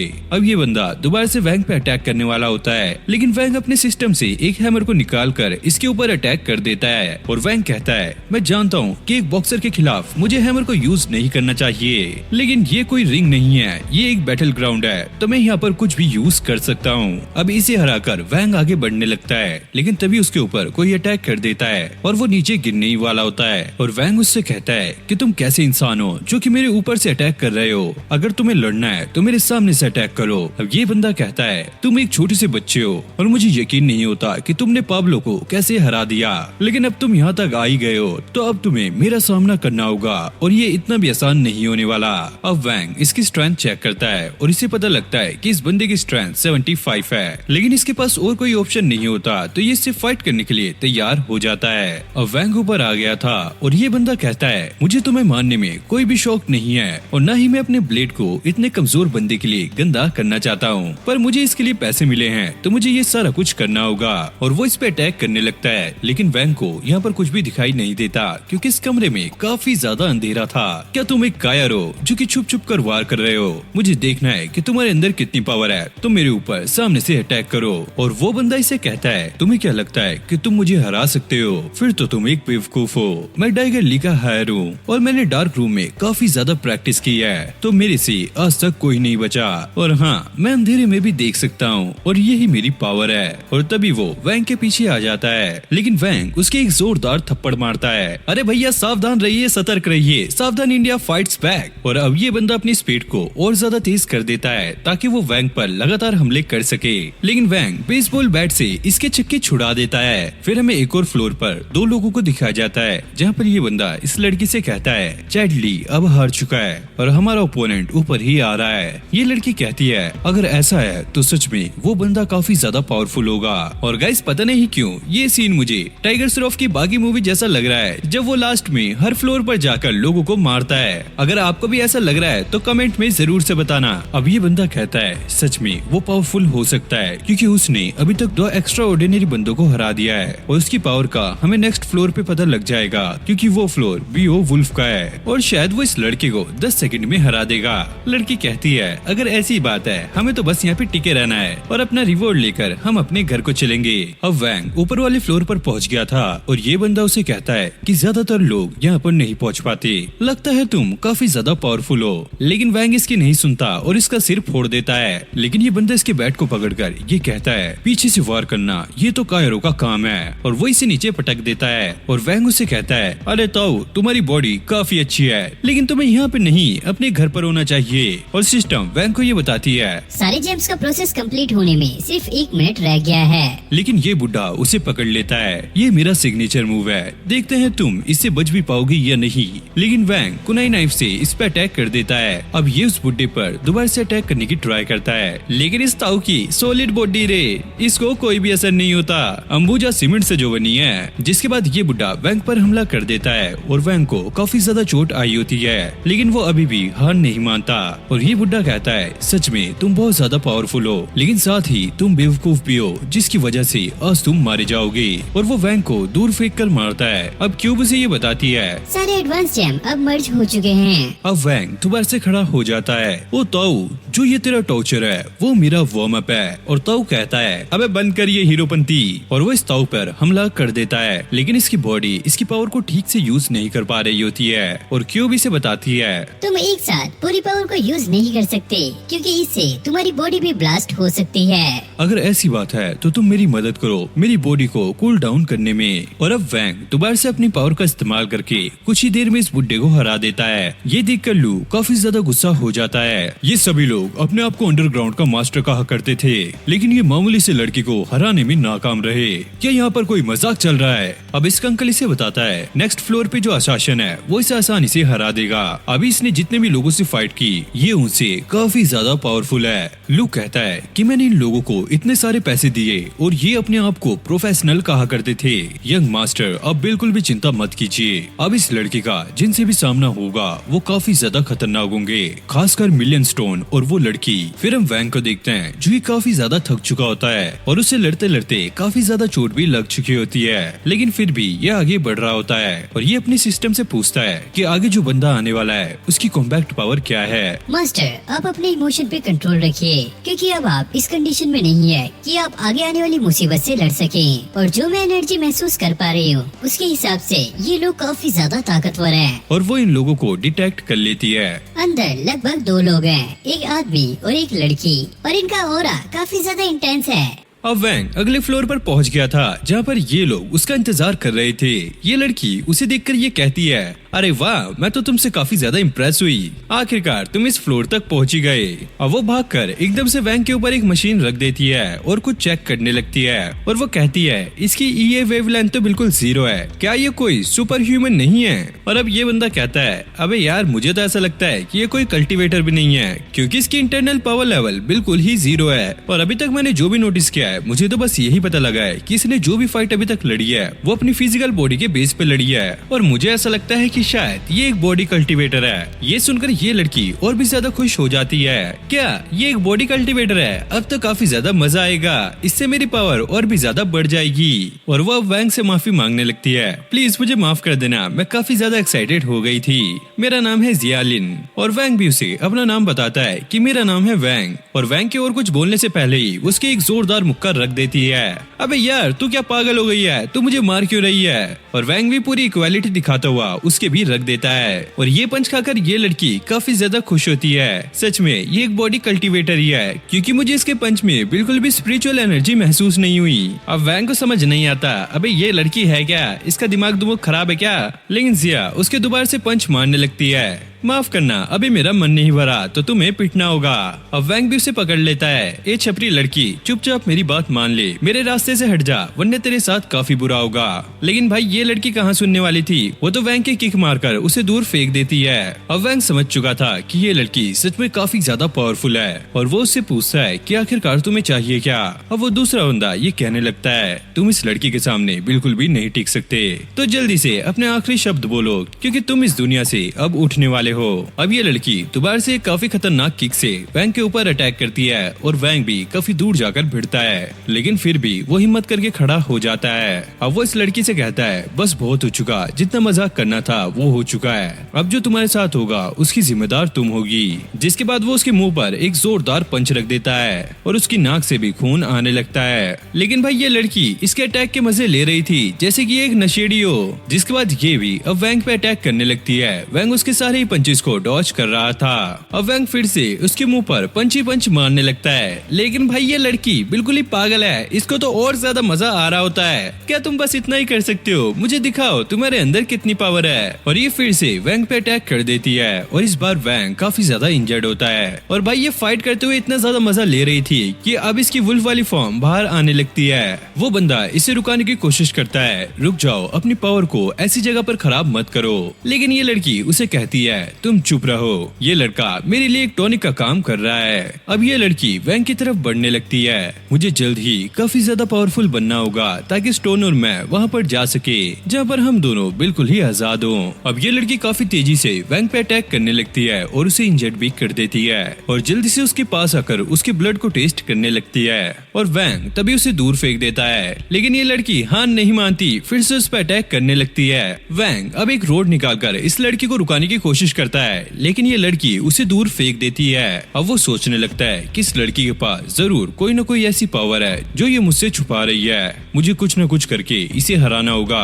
अब ये फिर से फाइट करने लगते हैं। वैंग जैसे तैसे करके इसके अटैक से बच रहा था और ये लड़की काफी ज्यादा तेज थी तो वैंग को भी नजर नहीं आती। तभी वो पीछे से आकर वैंग को बाइट कर लेती है और उसके खून को पीने लगती है। अब वैंग इस लड़की को जल्दी से दूर करता है और इस लड़की को तो भाई पूरे ही मजे आ गए थे, जैसे पता नहीं इसने क्या पी लिया हो। अब वैंग का खून पीने के बाद ये लड़की अपनी वुल्फ फॉर्म में आने लगती है और इसका जो साथी था वो इसे रुकाने की कोशिश करता है और वो इस पे एक नीडल फेंक कर मारता है, जिससे ये लड़की अब नॉर्मल फॉर्म में आ जाती है। अब वैंग की भी फटी पड़ी थी। अबे यार ये चल क्या रहा है, इस लड़की के अंदर से वुल्फ वाला ओरा क्यों निकल रहा था। अब वो इनसे पूछता है अबे ओए यहाँ पर चल क्या रहा है, लेकिन ये लोग उसे कोई भी रिप्लाई नहीं देते। तो वो सोचता है कि अच्छा मौका है कि मैं चुपचाप यहाँ से निकल लूं। लेकिन ये बंदा उसे नोटिस कर लेता है तो वो उस पे एक अटैक करता है, जिससे वैंग काफी दूर जाकर गिरता है। और वैंग कहता है लगता है ये बंदा भी काफी ज्यादा पावरफुल है, क्योंकि इसके अटैक से मैं काफी दूर जाकर गिरा हूँ। अब इस बंदे ने भी अपनी फॉर्म ले ली थी इससे फाइट करने के लिए। तभी वो वैंग पर एक काफी खतरनाक अटैक करता है, लेकिन वैंग उससे आसानी से बच जाता है। अब ये लोग सोच रहे थे कि अगला अटैक कौन करेगा। तभी हम उस लड़की को देखते हैं जो कि भाई काफी ज्यादा गुस्से में होती है और इससे इसकी बॉडी पर काफी ज्यादा प्रेशर पड़ रहा था। अब इसके साथी को इस लड़की की चिंता होने लगती है और वो अपनी पावर से इसे ठीक करने की कोशिश करता है, जिसके थोड़ी देर बाद ही ये लड़की फिर से नॉर्मल हो जाती है। अब ये वैंग से कहता है मुझे पता है कि तुम यहाँ पर अपनी दोस्त को बचाने के लिए आए हो, तो चलो मैं तुम्हें एक मौका देता हूँ कि तुम यहाँ से आगे जा सकते हो, क्योंकि अभी मेरे पास फाइट करने का टाइम नहीं है। अब वैंग कहता है हाँ चलो ठीक है, लेकिन एक मिनट भाई, कहीं पीछे से तुम मेरे ऊपर अटैक तो नहीं कर दोगे। अब ये बंदा कहता है जरा जबान संभाल के, अगर हमें तुम्हें मान नहीं होता तो हम डायरेक्ट तुम्हें मार सकते हैं, तो इसलिए अभी भी मौका है, यहाँ से चुपचाप निकल जाओ। अब वैंग भी सोच में पड़ जाता है अबे यार चल क्या रहा है ये, कहीं ये मेरे से मजाक तो नहीं कर रहा। अब ये बंदा भी कहता है चलो जब तुम ये मानने के लिए तैयार नहीं हो तो हमें बैटल करनी ही होगी। तभी ये बंदा अपनी जेब में से एक कॉइन जैसा सिंबल निकालता है और वो इससे कहता है मैं इसकी कसम खाता हूँ और ये हमारे अलायंस का सिंबल है, मैं तुम्हारे पीछे से अटैक नहीं करूंगा, तो अब तुम फ्रीली यहाँ से आगे जा सकते हो। और वो इस पर अपना ब्लड भी लगा देता है, जिससे ये कॉइन ग्लो करने लगता है। लेकिन वैंग को भाई बिल्कुल भी भरोसा नहीं था, तो वो इसकी वीडियो बनाने लगता है। जरा एक मिनट अंकल, एक वीडियो बना लेता हूँ। अब भाई इस बंदे का दिमाग खराब हो रहा था, तो ये कॉइन वो वैंग को दे देता है, लो इस कॉइन को अपने पास रखो, सच में ये हमारे अलायंस का कॉइन है और हमारे बीच समझौता हो गया है कि मैं तुम्हारे ऊपर अटैक नहीं करूंगा। लेकिन भाई वैंग भी भाई बंदा ऐसा ही है, वो तो और इससे पंगे लेने लगता है। ओए सुन छोटू, अभी तो मैं जा रहा हूँ, लेकिन आगे से मुझे दिखियो मत, वरना मैं तेरी हालत काफी ज्यादा खराब कर दूंगा। मतलब कि भाई इसकी खुद की लगी पड़ी है और ये इसको भाषण दे रहा है। और भाई ये बंदा जिसका नाम स्टोन था, वो अपने आप को भाई कंट्रोल करने की कोशिश कर रहा था। ये अपने मन में सोच रहा होता है अबे यार आजकल के बच्चे कैसे हो गए हैं, ये अपने आप को क्या समझते हैं। फिर हमें एक लड़की को दिखाया जाता है जो कि ऊपर कुछ चेक कर रही थी। अब इसके पास मिस्टर स्टोन का कॉल आता है और वो इससे कहते हैं कि हमारा मिशन सस्पेंड हो चुका है, तो हमें जल्दी से यहाँ से निकलना होगा। ये सुनकर ये लड़की काफी ज्यादा शॉक हो जाती है, आखिरकार ये कैसे हुआ। और वो कहता है क्विक के साथ एक छोटा सा एक्सीडेंट हो चुका है, तो हमें जल्दी से यहाँ से निकलना होगा, हमारे पास और कोई चारा नहीं है। तभी हमें मीशा के पीछे एक पर्सन को दिखाया जाता है। तभी स्टोन को किसी चीज की गिरने की आवाज आती है और वो मीशा से पूछता है क्या सब कुछ ठीक है। और हम देखते हैं कि वो यहाँ पर ढेर पड़ी होती है और शायद इसके पास ये शिंगू खड़ा होता है। फिर हमें लू को दिखाया जाता है जो कि अब भी वैंग पे नजर रख रहा था और वहाँ पर चुमोसान भी होता है जो कि अब वहाँ से जाने लगता है। लू से पूछता है कि आखिरकार तुम कहाँ जा रहे हो और चुमोसान उससे कहता है यंग मास्टर, शायद आपको ये पता नहीं लगा कि आपके सारे ही असिस्टेंट अब मारे जा चुके हैं। लू की ये सुनकर काफी ज्यादा फट जाती है। अब उसका अंकल भी ये कहता है हाँ यंग मास्टर ये सच है, हमें यहाँ से जल्दी ही निकलना होगा। अब लू की और भी ज्यादा फटने लगती है, जरूर ये शिंगू ने किया होगा। अंकल उसे ये बताते हैं कि मिलियंस अलायंस ने उस लड़के के साथ समझौता कर लिया है, तो आपका जो भी प्लान था अब फेल हो चुका है। अब लू यहाँ से जाने के लिए तैयार नहीं था, वो चुमोसान से कहता है प्लीज तुम मेरी हेल्प करो, मैं तुम्हें डबल नहीं ट्रिपल देने के लिए तैयार हूँ। भाई उसकी डॉल को गुस्सा आ जाता है और वो लू पे अटैक कर देती है, लेकिन उसका अंकल आकर उसे बचा लेता है। अब ये बुढ़ा लू से कहता है चुमोसान काफी ज्यादा घमंडी है, हम उसे पैसों का लालच देकर अपनी तरफ नहीं कर सकते, तो हमें जल्दी से यहाँ से निकलना होगा। अब वैंग अगले फ्लोर पर आ गया था। अब वो क्यूब से पूछता है जैसे तुमने मुझे बताया था था कि इस बिल्डिंग पर 7 लोग हैं और अभी तक मैंने 5 लोगों को हरा दिया है, तो बस अब 2 ही लोग बचे हैं। क्यूब उसे बताती है, मास्टर पता नहीं क्यों यहाँ पे जो ओपोनेंट होने वाला था वो यहाँ से गायब है। बस अब मैं एक ही ओपोनेंट को फील कर सकती हूँ। तभी चुमुजैन की आवाज आती है, तो फाइनली अब तुम ऊपर पहुँच चुके हो। मैं तुम्हें एक मजे की बात बताता हूँ कि जितने भी लोग थे वो यहाँ से जा चुके हैं, तो अब हमें डिस्टर्ब करने वाला कोई भी नहीं बचा। अब क्यूब उसे बताने लगती है, मास्टर इसकी कॉम्पैक्ट पावर 7 है। ये सुनकर वैंग काफी ज्यादा शॉक हो जाता है। और इसके पास जो पपेट है उसका अंदर वाला पार्ट काफी ज्यादा अलग है, जैसे कि उसके अंदर इंटरमीडिएट लेवल का जैम हो। अब चुमुजैन उसे कहता है, अब तुम यहाँ पर आई गए हो तो चलो देखते हैं कि तुम्हारे अंदर कितनी पावर है। और वो तभी वैंग की एक जोरदार लात मारता है और वैंग इसकी अटैक करने की स्पीड से काफी ज्यादा शॉक था। अब ये चुमुजैन एक और तलिस्मैन को एक्टिवेट करके उसकी तरफ बढ़ने लगता है। वैसे तुम काफी ज्यादा ताकतवर हो, लेकिन तुम अपनी ताकत पे डिपेंड रहते हो, लेकिन मैं अपनी टेक्निक पर। तभी वैंग उस पे कुछ बोतल फेंक के मारता है, लेकिन चुमुजैन उससे बच जाता है। जिसके बाद इन दोनों के बीच अब असली फाइट स्टार्ट हो जाती है और ये लोग काफी खतरनाक तरीके से लड़ते हैं और चुमुजैन को इस फाइट में काफी ज्यादा मजा आ रहा होता है। अब वो वैंग की तरफ बढ़ने लगता है। वैंग भी कुछ मिट्टी उसकी आंखों में डाल देता है, जिससे चुमुजैन को थोड़ी टाइम के लिए कुछ नहीं दिखता। वैंग इसी चीज का फायदा उठाकर उसे पेलने लगता है और अब वैंग उस पे भारी पड़ रहा था। जब चुमुजैन को ऐसा लगता है कि अब वैंग उस पे भारी पड़ रहा है, तो वो अपने पपेट को भी यहाँ पर बुला लेता है और ये वैंग पर साइको की तरह अटैक करने लगता है। लेकिन वैंग उसे किसी तरह से बच के उसके मुंह पर एक जोरदार लात मारता है और ये पपेट काफी दूर जाकर गिरता है। तभी चुमुजैन उठकर वैंग पे अटैक कर देता है। वैंग ने भी उसके ऊपर अटैक कर दिया था और वो इस पर एक काफी खतरनाक अटैक करता है, जिससे इसके बाल वैंग के हाथ में रह जाते हैं। अबे भाई कैसा टकला कर दिया इसको। फिर हमें पता लगता है कि इस बंदे ने अपनी बॉडी के अंदर डिफेंसिव टेलिस्मैन लगाया होता है, जिस वजह से वो वैंग के अटैक से बच चुका होता है। तभी अचानक से चुमुजैन temple of the evil ghost के टेलिस्मैन को एक्टिवेट कर लेता है और अब वो एकदम से आकर वैंग पे अटैक करने लगता है। वैंग उसके अटैक से बचने की कोशिश करता है, लेकिन चुमुजैन यहाँ पे अपने टेलिस्मैन का भी अटैक कर रहा था और वैंग की हालत इससे काफी ज्यादा बुरी होने लगती है और इन लोगों की फाइट काफी ज्यादा इंटेंस लेवल की हो रही थी। वैंग उससे बचने की काफी ज्यादा कोशिश करता है, लेकिन चुमुजैन अब अपनी पपेट को कंट्रोल करके उससे अटैक करवाने लगता है। तभी वैंग एकदम से आकर उस पपेट के सर को पकड़ लेता है, लेकिन ये चुमुजैन की एक चाल होती है और वो उसे पकड़कर गोल गोल घुमाने लगता है, जिससे वैंग की हालत और भी ज्यादा खराब हो जाती है। अब चुमुजैन वैंग की तरफ बढ़ता हुआ कहता है, तुम्हें पता है मैंने तुम्हारी बॉडी पर कितने सारे टेलिस्मैन लगा दिए हैं और इनकी कीमत सच में काफी ज्यादा होती है और अब बारी है मेरे लास्ट अटैक की। और इससे यहाँ पर एक काफी बड़ा धमाका होता है और लू भी इस पूरी फाइट का काफी ज्यादा मजा ले रहा होता है। अब चुमुजैन को ऐसा लगता है कि वैंग मर चुका है, लेकिन हम देखते हैं वैंग अभी भी जिंदा है। ये देखकर वो चोमू काफी ज्यादा शॉक हो जाता है, अबे ये कैसे हुआ। अब चुमुजैन अपने पपेट से वैंग पे काफी खतरनाक अटैक करने वाला होता है, लेकिन वैंग भी अब अपनी फॉर्म में आ गया था और वो एक अटैक से इसके पपेट का सर खोल देता है। अब इस चोमू की फट फट के और ज्यादा फट रही होती है। अब वैंग उसके माना थ्रेड्स को पकड़ के उसे पंचिंग बैग की तरह पंच ही पंच करने लगता है और उस पे एक फाइनल अटैक करके उसे चारों खाने चित कर देता है और वैंग इतनी पावर यूज करके काफी ज्यादा थक चुका था। अब अंकल लू को ये कह रहे थे, यंग मास्टर हमें जल्दी से जल्दी यहाँ से निकलना होगा, लेकिन वो यहाँ पर मना कर रहा होता है, अगर मैं यहाँ से भाग गया तो हो सकता है बाद में मैं मारा जाऊँ और ये हमारी फैमिली के नाम पर एक धब्बा होगा। अंकल कहते हैं पर मेरा काम आपकी सेफ्टी करना है और वो कहता है, अंकल आप भूलिए मत मेरे पास वो चीज है जो कि इस पूरी बाजी को बदल सकती है। फिर हम देखते हैं कि उस पपेट में से कुछ टाइमर जैसी आवाज आने लगती है और वो चोमू भी बिल्डिंग से कूद के एक टेलिस्मैन को एक्टिवेट कर देता है और ये एक बॉम्ब होता है, लेकिन ये एक्टिवेट नहीं होता। तभी वैंग बिल्डिंग से कूद कर एक काफी खतरनाक एंट्री मारता है और ये चोमू उस पर कुछ एक्सप्लोजिव टेलिस्मैन से अटैक करता है और वैंग बहुत मुश्किल से इससे बचता है और इनकी फाइट हवा में ही चल रही थी। वैंग उससे बचने की काफी ज्यादा ट्राई करता है, लेकिन वो फाइनली उन टेलिस्मैन की चपेट में आ जाता है और तभी उसे याओ का ख्याल आता है, जिससे उसकी बॉडी में एक अलग सी आग लग जाती है और फिर वो इस चोमू की काफी बुरी तरीके से धुलाई करता है और थोड़ी देर में ही वो फाइनली इसे हरा देता है, जिसके बाद ये बेहोश होकर नीचे गिर जाता है और कुछ देर बाद जब वहाँ पर बारिश होती है तो ये होश में आ जाता है। ये देखता है कि वो चोमू यहाँ से गायब है, बस उसकी चड्डी चड्डी यहाँ पर बची है। अब वैंग याओ को बचाने के लिए पहुँच जाता है, लेकिन वो देखता है कि उस रूम में कोई भी नहीं है। तभी उसकी नजर हुआन पे पड़ती है और वो उससे जाकर पूछता है, पता याओ कहाँ है और उसके साथ इन लोगों ने क्या किया। और इस बंदे की तो भाई पहले ही फटी होती है, क्योंकि इसने वैंग की सारी फाइट देखी होती है। जिसके बाद ये एक तरफ इशारा करता है और वैंग को याओ मिल जाती है, लेकिन याओ उसे यहाँ से भागने के लिए कहती है क्योंकि इसकी चेयर के नीचे एक बॉम्ब लगा होता है।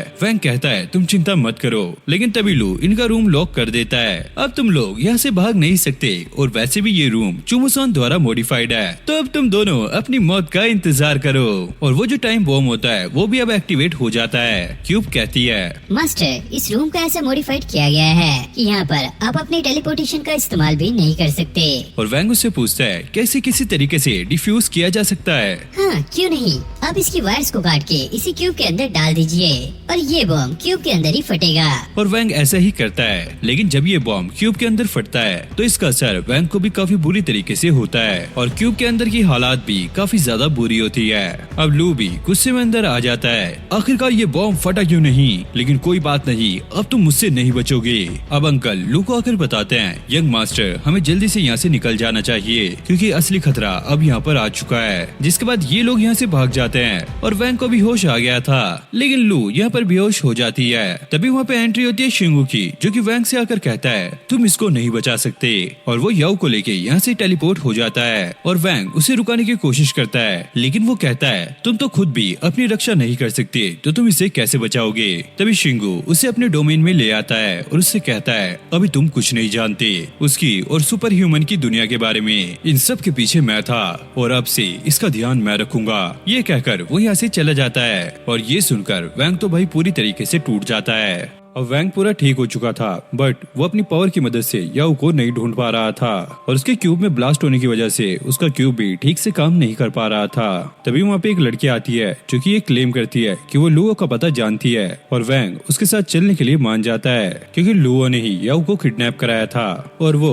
क्वीन का दुश्मन भी है। तो अगर वैंग लुओ का पता लगा लेगा तो वो क्वीन तक भी पहुँच सकता है। जिसके बाद ये लोग अब एक रेस्टोरेंट में आ गए थे और ये लड़की बताती है कि सुपर ह्यूमन के बारे में पब्लिक को अभी तक इसलिए नहीं पता क्योंकि काफी लोग इसे अभी तक छुपा रहे हैं और वैंग की आइडेंटिटी की प्रोटेक्शन भी यही लड़की कर रही है, जिस वजह से वैंग अभी तक जिंदा है। वैंग कहता है अगर ये बात सच है तो मेरे पीछे जो लोग बैठे हैं वो मुझे मारने के लिए तैयार क्यों बैठे हैं। ये सुनकर लड़की थोड़ी सी शॉक हो जाती है और वो लोग अपनी गन निकाल के इनके ऊपर अटैक कर देते हैं। वैंग कहता है मुझे बस यहाँ पे लुओ से मतलब है, अगर तुम मुझे उसके बारे में कुछ नहीं बता पाओगे तो मैं यहाँ से चला जाऊंगा। वैंग नोटिस करता है कि उस लड़की के कार्ड के ऊपर उसका नाम मू लिखा हुआ है और वो सुपर ह्यूमन टास्क फोर्स की लीडर है। वैंग पूछता है किसके पीछे तुम्हारा मोटिव क्या है। वो कहती है कि हमें बस एक फेवर चाहिए जिसमें उसे 3 मिशन को कंप्लीट करना होगा, उसके बाद इसे लुओ की लोकेशन मिल जाएगी। लेकिन वैंग एक मिशन करने के लिए मान जाता है। वो कहता है मुझे लुओ के साथ साथ क्वीन की भी इंफॉर्मेशन चाहिए और मू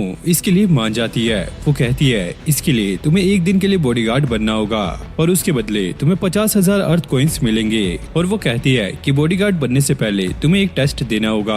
क्योंकि वैंग के पास और कोई रास्ता नहीं था वो इसके लिए मान जाता है और वैंग को ऐसा लगता है कि वो मुंह के सहारे ऑर्गेनाइजेशन में से और ज्यादा इन्फॉर्मेशन निकाल सकता है। अब मुंह का साथी उससे ये पूछ रहा था कि उसने वैंग को सिलेक्ट क्यों किया, क्योंकि इस काम में काफी ज्यादा खतरा हो सकता है। मुंह से बताती है कि वैंग काफी ज्यादा इनोसेंट है और उसने कुछ ही टाइम में बी लेवल के फाइटर्स को भी हराया है, तो अगर हमने पैसे कमाने हैं तो हमें ये रिस्क तो उठाना होगा। ये बंदा पूछता है क्या तुम सच में वैंग को लुओ की इन्फॉर्मेशन दोगी, क्योंकि अगर हम ऐसा करेंगे तो लोगों को पता चल जाएगा कि हमारे पास लोगों की कितनी सारी इन्फॉर्मेशन है। ये कहती है कि वैंग को उसकी फैमिली के बारे में कोई भी इन्फॉर्मेशन नहीं है, तो हम अगर उसे कोई भी छोटी मोटी इन्फॉर्मेशन दे देंगे तो उसे इससे कुछ भी पता नहीं लगेगा। लेकिन वैंग क्यूब में बैठकर ये सारा कुछ सुन रहा होता है क्योंकि वैंग को इनके साथ काम करना था। तो वैंग वो टेस्ट देने के लिए पहुंच जाता है जहाँ पर ये टेस्ट देने के लिए और भी बहुत सारे लोग आए होते हैं। तो वहाँ का होस्ट यू उन्हें ये बताता है उन्हें मिस्टर प्याऊ का बॉडीगार्ड बनना है। अब यार इसमें कैसे कैसे नाम है, प्याऊ, याऊ, ताऊ, अबे क्या है ये, सोंटी मोंटी बबलू सोनू मोंटू, ऐसा भी तो नाम रख सकते थे यार, याऊ प्याऊ म्याऊ म्याऊ। और इस टेस्ट में ये देखेंगे जो बंदा बॉडीगार्ड बनने वाला है वो कितना ज्यादा रिस्पॉन्सिव है, कितनी जल्दी स्मार्ट डिसीजन ले सकता है और उसकी कॉम्बैट स्किल्स क्या है, उसी के अकॉर्डिंग ये बॉडीगार्ड को सिलेक्ट करेंगे। अब इन सभी को एक रूम में ले आए थे और यहाँ पर इनके स्मार्टनेस का टेस्ट होगा और ये जगह एक कैसीनो थी जहाँ पर सभी को 5-5 फ्री चिप्स मिले होते हैं। अरे भाई वो कुरकुरे चिप्स नहीं, ये गेम खेलने वाले चिप्स। और इनसे कहा जाता है कि इनको यहाँ पे गेम खेल के 5 और चिप्स को कलेक्ट करना है, जिसके बाद इन लोगों की गेम स्टार्ट हो जाती है। अब वैंग सभी चीजों को ऑब्जर्व कर रहा था, तभी एक बंदा उससे कह रहा था कि इन गेम्स में जीतना इम्पॉसिबल है क्योंकि इनकी मशीनें फॉल्टी है, कोई भी चाहकर भी इस गेम को नहीं जीत सकता। जैसे बचपन में तुम्हारे साथ लॉटरी वाला स्कैम होता था ना, वैसे ही इन गेम्स में भी है, जो ओनर चाहेगा वही नंबर आएगा और वही बंदा जीतेगा और हर बार तुम हारोगे। अब ऐसे यहाँ के लोग भी गेम्स को हारना स्टार्ट हो गए थे। वैंग इस बंदे की बात को इग्नोर करके आगे चला जाता है, लेकिन ये बंदा वैंग को ढूंढ लेता है और उसे एक गेम के लिए चैलेंज कर देता है, जहाँ पर इसे मल्टीपल कप्स में से एक कॉइन को ढूंढना है और ये लड़की एक कॉइन को कप में डालकर उन्हें इधर उधर घुमाने लगती है। ये बंदा लड़की के लेफ्ट हैंड को सिलेक्ट करता है, वहीं वैंग राइट वाले हैंड को सिलेक्ट करता है। अब ये लड़की अपने राइट हैंड को ऊपर करती है जिसमें कोई भी कॉइन नहीं होता। वैंग समझ जाता है कि इसने उस कॉइन को दूसरे हाथ में पकड़ लिया है, तो वैंग उसे दोनों हाथ दिखाने को कहता है और इस तरह वैंग इस गेम को जीत जाता है। लेकिन वैंग के ओपोनेंट को ऐसा लग रहा था कि यहाँ पे 2 कॉइन्स है, जिसमें से एक कॉइन को टेबल के नीचे छुपाया गया है, इसलिए वो टेबल के नीचे चेक करने लगता है, लेकिन उसे नीचे कुछ भी नहीं मिलता। अब वो सोच रहा था कि वैंग को इस कॉइन के बारे में कैसे पता लगा, और ये सोचकर उसे काफी ज्यादा गुस्सा आ रहा था। और वहाँ पर एक और लड़की गेम खेलने के लिए आ गई थी। गेम कंप्लीट होने के बाद टोटल 6 बॉडीगार्ड्स को सिलेक्ट किया गया था।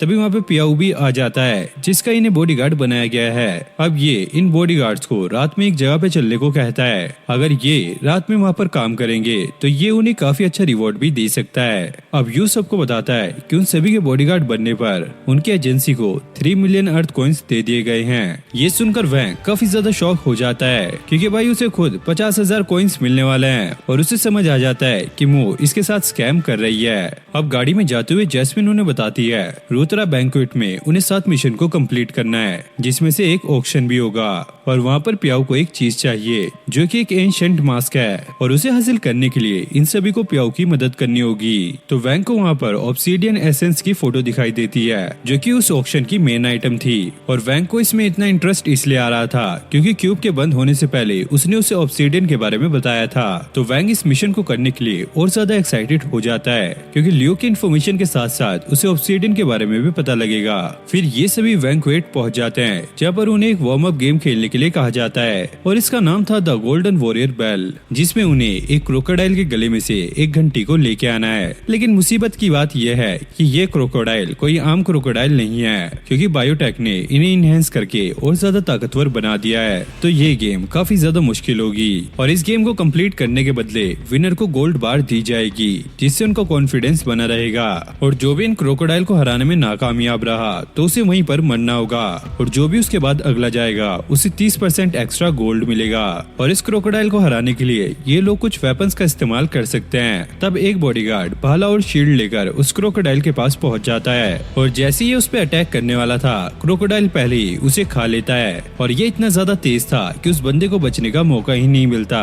तभी एक और बॉडीगार्ड बहुत सारे भाले लेकर उस क्रोकोडाइल से लड़ने के लिए चला जाता है। वैंग को समझ नहीं आता कि ये लोग ऐसा कर ही क्यों रहे हैं। तभी एक बंदा वैंग को ये समझाता है कि उनके कॉन्ट्रैक्ट में ये साफ साफ लिखा गया है, अगर कोई भी इस टास्क को कंप्लीट करने नहीं जाएगा तो उनमें से रैंडमली किसी को उठाया जाएगा इस टास्क को कंप्लीट करने के लिए, और तभी उन्हें एक दिन के इतने सारे पैसे मिल रहे हैं। लेकिन वैंग को तो भाई बस 50,000 कॉइन्स ही मिलने वाले थे, इस वजह से वो काफी ज्यादा उदास था।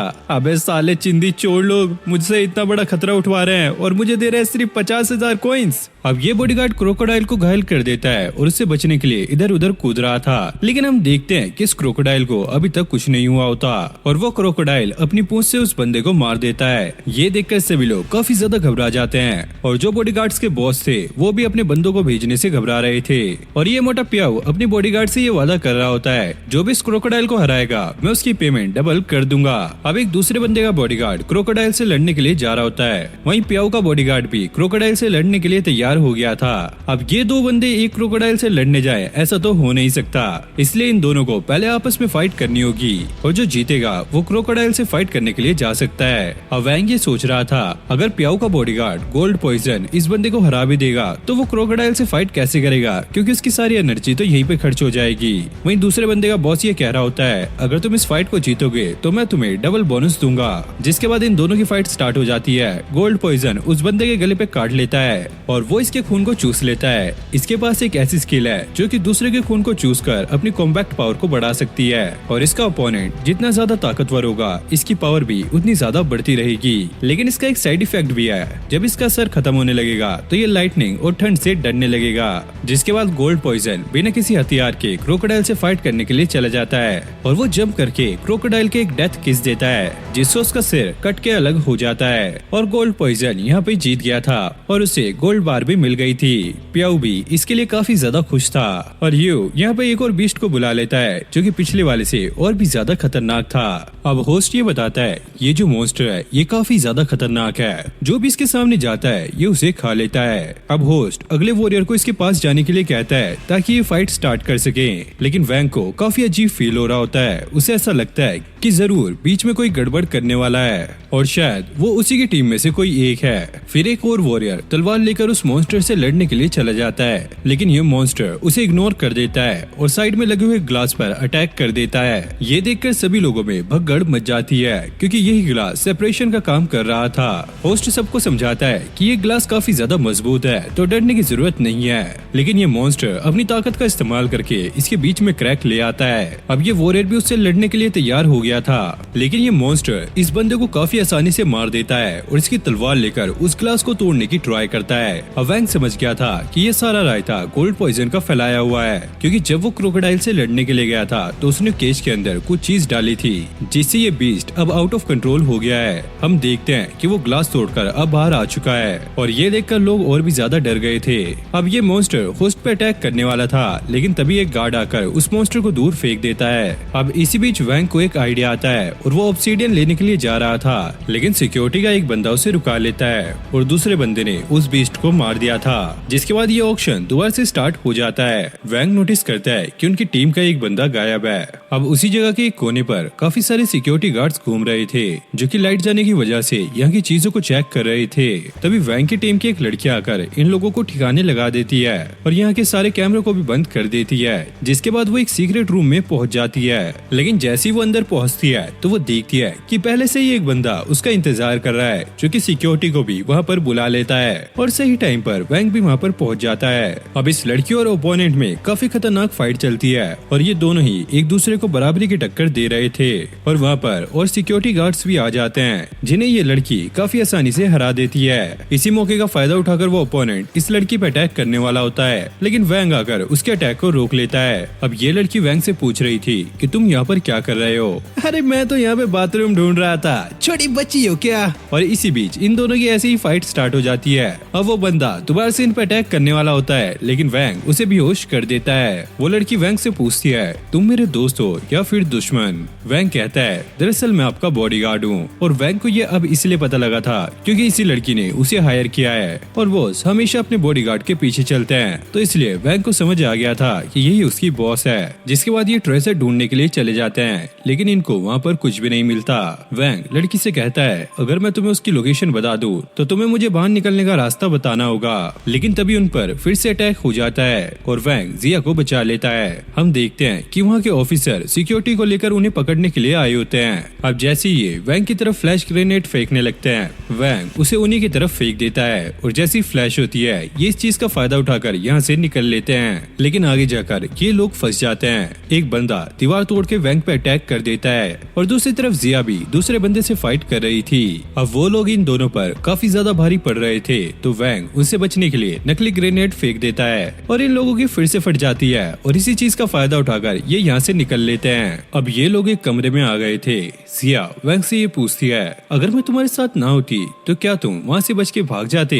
वैंग कहता है दरअसल वो यहाँ पर एक इन्फॉर्मेशन लेने आया है ताकि वो याहू को बचा सके, तो इसलिए मैं यहाँ से नहीं जाऊंगा। अब वैंग को ये पता लग गया था कि वो लोग दोबारा से इनकी तरफ आ रहे हैं, तो वैंग एक प्लान बना लेता है और खुद उन लोगों के सामने पहुंच जाता है। तभी एक बंदा जिया को ढूंढने के लिए चला जाता है और जिया छत काट के इनके पास पहुंच जाती है और ये दोनों मिलकर इनकी बैंड बजा देते हैं। अब वैंग एक दीवार को तोड़कर वहाँ पर पहुंच जाता है जहाँ पर ऑक्शन का सारा सामान रखा था। जिया यहाँ से एक स्क्रोल को उठा लेती है और वैंग को भी ऑब्सिडियन मिल गया था, जिसकी मदद से अब ये दोबारा से क्यूब को ठीक कर सकता है। अब जिया वैंग को ये बताती है कि यहाँ से एक बड़ी सी पाइप बाहर की तरफ जाती है, तो उससे ही हम बाहर निकलेंगे। और यहाँ सिक्योरिटी ऑफिसर्स के पास उनका बॉस आ जाता है जो कि इन्हें कुछ पिल्स खाने के लिए कहता है और हमें पता लगता है कि जिस जगह ये लोग हैं वो एक लैब है और यहाँ पर एक बंदा जानवरों पे एक्सपेरिमेंट कर रहा है। अब जिया को एक और काम याद आ गया था, तो वैंग को भी उसके साथ जाना पड़ता होता है और जब इनकी लिफ्ट रुकती है तो उस फ्लोर पर सिक्योरिटी पहले से ही मौजूद थी, लेकिन जिया उन्हें आसानी से मार देती है। जिसके बाद वो वैंग को सारा प्लान समझा देती है और ये लोग आगे बढ़ने लगते हैं। जिसके बाद ये लोग भागते हुए एक जगह पर पहुंच जाते हैं जहाँ पर काफी सारा खून पड़ा होता है। जिया अपने नकली फिंगरप्रिंट वाले हाथ का यूज करके यहाँ की गेट को खोल लेती है और इन्हें पता लगता है कि ये जगह वो है जहाँ पे एक्सपेरिमेंट किए हुए जानवरों को रखा गया है। जिया वैंग को ये बताती है इन पे एक्सपेरिमेंट स्ट्रॉन्ग बायोलॉजिकल वेपन बनाने के लिए किया गया है और जो लोग इन पे एक्सपेरिमेंट कर रहे हैं उन्हें ये यकीन है कि ये एक्सपेरिमेंट लोगों की जिंदगी को पूरी तरीके से चेंज कर देगा, लेकिन फिर भी उन्हें इसके खतरों का कोई भी अंदाजा नहीं है। जिसके बाद अब ये लोग लैब में पहुंच गए थे और यहाँ पर इन्हें प्रोफेसर और उसकी असिस्टेंट मिलती है और जिया प्रोफेसर को पहले से ही जानती है और वो यहाँ पर जीन थेरेपी ड्रग लेने के लिए आई होती है और जिया की इसके साथ पहले ही डील हो चुकी है। वो प्रोफेसर जिया से वो स्क्रोल मांगता है तो जिया पहले उसे वो ड्रग दिखाने के लिए कहती है। अब ये प्रोफेसर बताता है कि जिन लोगों से अभी तुम लड़े हो उन लोगों को इसी ड्रग से मॉडिफाई किया गया है, तो इससे ये साफ होता है कि ह्यूमन की बॉडी इवॉल्व हो सकती है। और प्रोफेसर की रिसर्च के अकॉर्डिंग क्रॉस स्पीसीज का फ्यूजन रेट 95 तक पहुंच चुका है, लेकिन अब उसकी रिसर्च में एक प्रॉब्लम आ गई है। जो बंदा पहले उसे रिसर्च के लिए फंड दिया करता था उसे बस मिलिट्री के लिए वेपन्स बनाने में इंटरेस्ट है, जिसके लिए उसे सिर्फ जानवरों पे एक्सपेरिमेंट करने हैं। पर ये प्रोफेसर ह्यूमंस पे एक्सपेरिमेंट करना चाहता है और ये सुनकर वैंग को और भी ज्यादा गुस्सा आ जाता है और प्रोफेसर उसे ये समझाता है कुछ बड़ा हासिल करने के लिए छोटे मोटे सेक्रीफाइस तो देने पड़ते हैं और इसके जरिए वो सारी ही बायोलॉजिकल बीमारियों को ठीक कर सकता है। अब जिया गुस्से में उस प्रोफेसर को पकड़ लेती है और अपने ग्रैंडपा को बचाने के लिए उस ड्रग को मांगने लगती है, लेकिन प्रोफेसर कहता है उसे अपनी रिसर्च कंटिन्यू रखने के लिए फंडिंग की जरूरत है और उसी के बाद वो उस ड्रग को बना सकता है और कुछ ह्यूमंस एक्सपेरिमेंट के बाद वो पक्का सक्सेसफुल हो जाएगा। ये सुनकर जिया उसे और भी बुरी तरीके से मारने लगती है। ये देखकर प्रोफेसर की असिस्टेंट अब गन निकाल लेती है क्योंकि उसे भी प्रोफेसर की रिसर्च पे पूरा भरोसा है, लेकिन जिया उसे भी नीचे फेंक देती है। इस लैब का डिस्ट्रॉय होना ही सबके लिए सही रहेगा और इसमें वो वैंग की मदद मांगती है, लेकिन वैंग एकदम से क्यूब के अंदर चला जाता है। तो अब जिया को ये अकेले ही करना होगा और अब ऑब्सिडियन की मदद से क्यूब फिर से ठीक हो गया था और वो वैंग से दोबारा से बात करने लगता है और ये देखकर वैंग काफी ज्यादा खुश था और क्यूब उसे बताती है कि अभी एक अपग्रेड चल रहा है और क्यूब की स्पेस भी पहले से ज्यादा बढ़ चुकी है और वैंग को ये भी पता लगता है कि अब वो 1 मिनट में 2 बार टेलीपोर्ट हो सकता है और पहले वो सिर्फ 15 मीटर तक टेलीपोर्ट हो सकता था, लेकिन अब वो 30 मीटर तक टेलीपोर्ट हो सकता है और उसकी माइक्रोवेव वाली पावर भी 30 मीटर तक यूज की जा सकती है और वैंग को डिवाइन वेस्ट ओवर की न्यू पावर मिलती है जिसके जरिए वो अपने जैम की एनर्जी को कुछ टारगेट पे अप्लाई कर सकता है। अब जिया कैद किए हुए जानवरों को आजाद कर देती है और बैट वहाँ की सिक्योरिटी पर अटैक कर देते हैं, लेकिन सिक्योरिटी का एक ऑफिसर उन्हें जला देता है। ये देखकर वो लोग काफी ज्यादा घबरा गए थे, लेकिन अब ये आगे बढ़ने लगते हैं, लेकिन लैब का एक और जानवर उस पर अटैक करके उसे खा लेता है। तो बाकी की सिक्योरिटी उस पर फायर करने लगती है, लेकिन वो उन्हें भी नीचे फेंक देता है। लेकिन ये लड़की और उसका साथी इस मॉन्स्टर को हराने में कामयाब हो जाते हैं और यहाँ पे जिया को आगे जाने का रास्ता नहीं मिल रहा था और सिक्योरिटी के ऑफिसर्स उसे ढूंढ लेते हैं। उनमें से एक लड़की जिया पे अटैक कर देती है, लेकिन जिया अपनी तलवार से उसके अटैक से बच रही थी, लेकिन ये लड़की जिया को थोड़ी देर के लिए पैरालाइज कर देती है और ये बंदा जिया के एक जोरदार मुक्का मारता है जिससे जिया अब बेहोश हो गई थी। अब ये लड़की जिया को ये बताने लगती है कि उस प्रोफेसर ने बचपन से ही इन्हें पकड़ के रखा हुआ था और इनको काफी सारे एक्सपेरिमेंट से गुजरना पड़ा और इनको ऐसा लगता था कि जैसे ये हेल में हैं। जिया कहती है कि ये सब बता के तुम्हारे गलत काम ठीक नहीं हो सकते, तुमने काफी सारे लोगों को मारा है तो इसलिए तुम्हें भी मरना होगा। अब ये बंदा अपनी पावर से जिया पे अटैक करने ही वाला होता है, लेकिन वैंग क्यूब से बाहर निकल जाता है और इसकी एंट्री काफी ज्यादा खतरनाक थी और ये बंदा भी ढेर हो जाता है, लेकिन जिया उसे जोरदार मुक्का देती है। आखिरकार तुम मुझे बिना बताए छोड़कर क्यों चले गए थे, मैं अकेली यहाँ पर फंस गई थी। अब क्यूब वैंग को ये बताती है कि बहुत सारे मॉन्स्टर उनकी तरफ बढ़ रहे हैं और कुछ ही देर में वो इन लोगों को चारों तरफ से घेर लेते हैं। अब ये लड़की काफी ज्यादा खुश हो रही थी क्योंकि इसके साथ साथ वैंग और जिया भी यहाँ पर फंसने वाले हैं। लेकिन वैंग अपनी टेलीपोर्टेशन पावर का इस्तेमाल करके ड्रेनेज पाइप में पहुंच जाता है और जिया उससे इसकी पावर के बारे में पूछने लगती है, लेकिन वैंग इसे सीक्रेट कह के टाल देता है। अब जिया उसे यही सीक्रेट इस्तेमाल करने के लिए कहती है और तभी वहाँ पर उन सिक्योरिटी ऑफिसर का बॉस पहुंच जाता है और वैंग को इसके आने का कोई भी एहसास नहीं हुआ होता। क्यूब उसे बताती है कि ये बंदा काफी ज्यादा खतरनाक है और इस बंदे का नाम था ली। वैंग को समझ नहीं आता कि आखिरकार इसको इसकी प्रेजेंस महसूस क्यों नहीं हुई। अब जिया को भी समझ नहीं आता कि उसकी इन्फॉर्मेशन के अकॉर्डिंग ली को यहाँ पर नहीं होना चाहिए था। ली कहता है कि मुझे ये पता लग गया था कि हमारी इन्फॉर्मेशन को किसी ने चोरी किया है और इसी का पता लगाने के लिए मैं यहाँ पर रुका हुआ था ताकि मैं उस बंदे को पकड़ सकूं जो इसके पीछे था। अब ली वैंग के पास पहुँच गया था और वो वैंग को उसके साथ काम करने के लिए कहता है। क्यूब वैंग को ये बताती है कि इसकी पावर बढ़ते बढ़ते 450 तक पहुँच चुकी है और ली अब जिया को पकड़ने वाला था, लेकिन वैंग उसे रोक देता है और उसके ऊपर अटैक कर देता है। लेकिन ली भी इससे काफी आसानी से बच जाता है क्योंकि वो खुद भी एक मॉडिफाइड ह्यूमन है और वो अपने हाथ से एक्स निकाल लेता है और वो लगातार वैंग पे अटैक कर रहा था, लेकिन वैंग काफी मुश्किल से उसके अटैक से बच पाता है। अब जिया भी वैंग की मदद करने लगती है, लेकिन वो ज्यादा कुछ नहीं कर पाती, जिसके बाद ली वैंग को लात मारकर दूर कर देता है और अब वो जिया की तरफ बढ़ने लगता है। वैंग बीच में आकर ली की जोरदार किक मारता है, लेकिन इससे उसको कुछ भी नहीं होता, उल्टा वो वैंग को दूर फेंक कर मारता है। अब जिया फिर से ली का ध्यान बटाने लगती है और इसी मौके का फायदा उठाकर वैंग टेलीपोर्टेशन का इस्तेमाल करता है और ली के फेस पे कट लगा देता है। जिया वैंग से ये पूछती है कि हम दोनों मिलकर इसे हरा पाएंगे, लेकिन वैंग को ऐसा नहीं लगता। वो सोच रहा था कि हमें यहाँ से भाग जाना चाहिए। अब वैंग क्यूब को अपनी न्यू पावर डिवाइन यूज करने के लिए कहता है, जिससे वो कुनाई को उसकी जैम के एनर्जी के साथ कंबाइन कर देगी। क्यूब कहती है कि इस प्रोसेस में टाइम लगेगा, लेकिन जब तक ये प्रोसेस चल रहा है तो वैंग बाकी चीजों को इस्तेमाल नहीं कर सकता। तभी ली आकर वैंग की एक जोरदार पंच मारता है, जिससे उसकी हालत काफी ज्यादा खराब हो जाती है। जिया भी उसकी मदद कर रही थी। जिया भी ली पे अटैक करने लगती है, लेकिन ली को उसके अटैक से कुछ भी नहीं होता और अब ये दोनों ही मिलकर ली से फाइट कर रहे थे और ली अकेला ही इन दोनों की काफी बुरी हालत कर देता है। वैंग जिया से यहाँ से भागने के लिए कहता है। अब वैंग और जिया ली की तरफ कुछ फेंकने लगते हैं और इसी के बीच वो उसके ऊपर एक बॉम्ब भी फेंक देते हैं और इसी चीज का फायदा उठाकर वो लोग यहाँ से भागने लगते हैं, लेकिन इससे ली को कुछ नहीं हुआ था, उल्टा वो जिया को पकड़ने के लिए जा रहा होता है। तभी वैंग आकर उसे रुका लेता है, लेकिन वो वैंग को भी नीचे पटक देता है और जिया फिर से उस पर अटैक करने लगती है, लेकिन इसके अटैक ली को नहीं लगते। वैंग फिर से जिया को बचाने लगता है, लेकिन वैंग के अटैक उस पर नहीं लगते। अब वैंग क्यूब से प्रोसेस के बारे में पूछता है। क्यूब उसे 1.2 मिनट रुकने के लिए कहती है और वैंग को भी थोड़ा रेस्ट करने के लिए कहती है, क्योंकि उसकी हालत काफी ज्यादा बुरी हो चुकी है और इस वजह से वो ब्लड लॉस के रिस्क पे भी है। अब ली वैंग को उठा लेता है और उससे पूछता है, आखिरकार तुम ये सब किस लिए कर रहे हो? वैंग कहता है, मैं ये सारा कुछ इसलिए कर रहा हूँ ताकि तुम जैसे घटिया लोगों को मार सकूं। अब ली सोचता है कि वो वैंग का सबसे पहले कौन सा बॉडी पार्ट काटेगा। अब वैंग की सांसें धीरे धीरे रुकने लगती है और उसे याओ की भी याद आ रही थी। तभी जिया आकर अपनी तलवार ली के आर पार कर देती है। अब क्यूब वैंग को ये बताती है कि ली अभी भी नॉर्मल है, तो वैंग जिया को लू के अटैक से बचने के लिए कहता है और जिया उसके अटैक से बचकर दोबारा से उस पर अटैक करने लगती है, लेकिन ली अपनी पावर का इस्तेमाल करके उसे दूर फेंक देता है। वहाँ के ऑफिसर्स को ड्रग और टेक्नोलॉजी का इस्तेमाल करके इनहांस किया गया है, तो इसलिए कोई भी मामूली इंसान उन्हें ऐसे नहीं मार सकता। अब ली तलवार लेके जिया को मारने के लिए जा रहा होता है। यही वैंग का जो प्रोसेस होता है वो भी कंप्लीट हो चुका था, जिसकी वजह से उसकी कुनाई में आइस एट्रीब्यूट आ जाता है, लेकिन वो मर्जर फेल हो जाता है, जिसकी वजह से उसकी कुनाई अब 30 सेकंड में फटने वाली है और वो अपनी कुनाई को ली के हाथ के आर पार कर देता है। ली इनके छोटे मोटे अटैक से परेशान हो चुका था और वो उसे एक मुक्का मार के दूर कर देता है और वैंग की हालत इससे काफी ज्यादा खराब हो गई थी।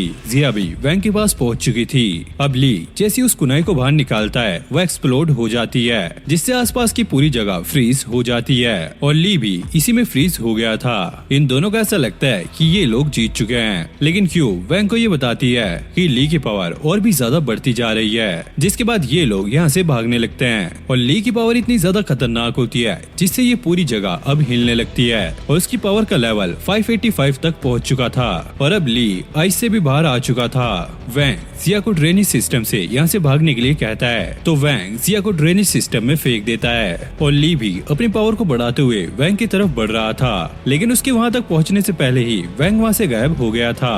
अब ली को ये यकीन नहीं हो रहा था कि ये लोग उसकी पावर से बच चुके हैं। अब जिया भी वहाँ से बाहर आ चुकी थी और वैंग भी क्यूब की मदद से वहाँ से बाहर आ गया था, लेकिन वो क्यूब के अंदर ही बेहोश हो गया था। जिसके बाद हमें कुछ टाइम बाद का सीन दिखाया जाता है। अब वैंग पूरी तरीके से ठीक हो चुका है, लेकिन अभी तक उसे याओ और क्वीन के बारे में कोई भी इंफॉर्मेशन नहीं मिली। तभी जिया वैंग को एक जगह पर ले आई थी और वो उसे एक सुपर ह्यूमन आईडी देकर एक कंपटीशन में पार्टिसिपेट करने के लिए कहती है, लेकिन वैंग को कुछ भी समझ नहीं आता। तो जिया उसे ईटीसी ज्वाइन करने का ऑफर देती है, जो कि एक ट्रेनिंग सेंटर है जहाँ पर सुपर ह्यूमन वर्ल्ड कंपटीशन के लिए लोगों को तैयार किया जाता है। और जिया वैंग को अपनी टीम में आने के लिए भी कहती है, लेकिन वैंग इसके लिए मना कर देता है क्योंकि उसे अभी भी याओ को ढूंढना है। जिया उसे बताती है कि क्वीन भी 43rd सुपर ह्यूमन कंपटीशन का एमवीपी रह चुका है, तो अगर वो उसके साथ कंपटीशन को ज्वाइन करेगा तो उसे क्वीन और याओ के बारे में इंफॉर्मेशन मिल सकती है। ये सुनते ही वैंग उसकी टीम को टेम्परेरी ज्वाइन करने के लिए मान जाता है और वो एक कंडीशन रखता है कि याओ को ढूंढने के लिए वो उसकी मदद करेगी और जिया भी इसके लिए मान जाती है। और इसी के साथ द सुपर क्यूब का सीजन 1 यहीं पर एंड हो जाता है। तो गाइस, आपको ये एनिमे कैसी लगी कमेंट में जरूर से बताना,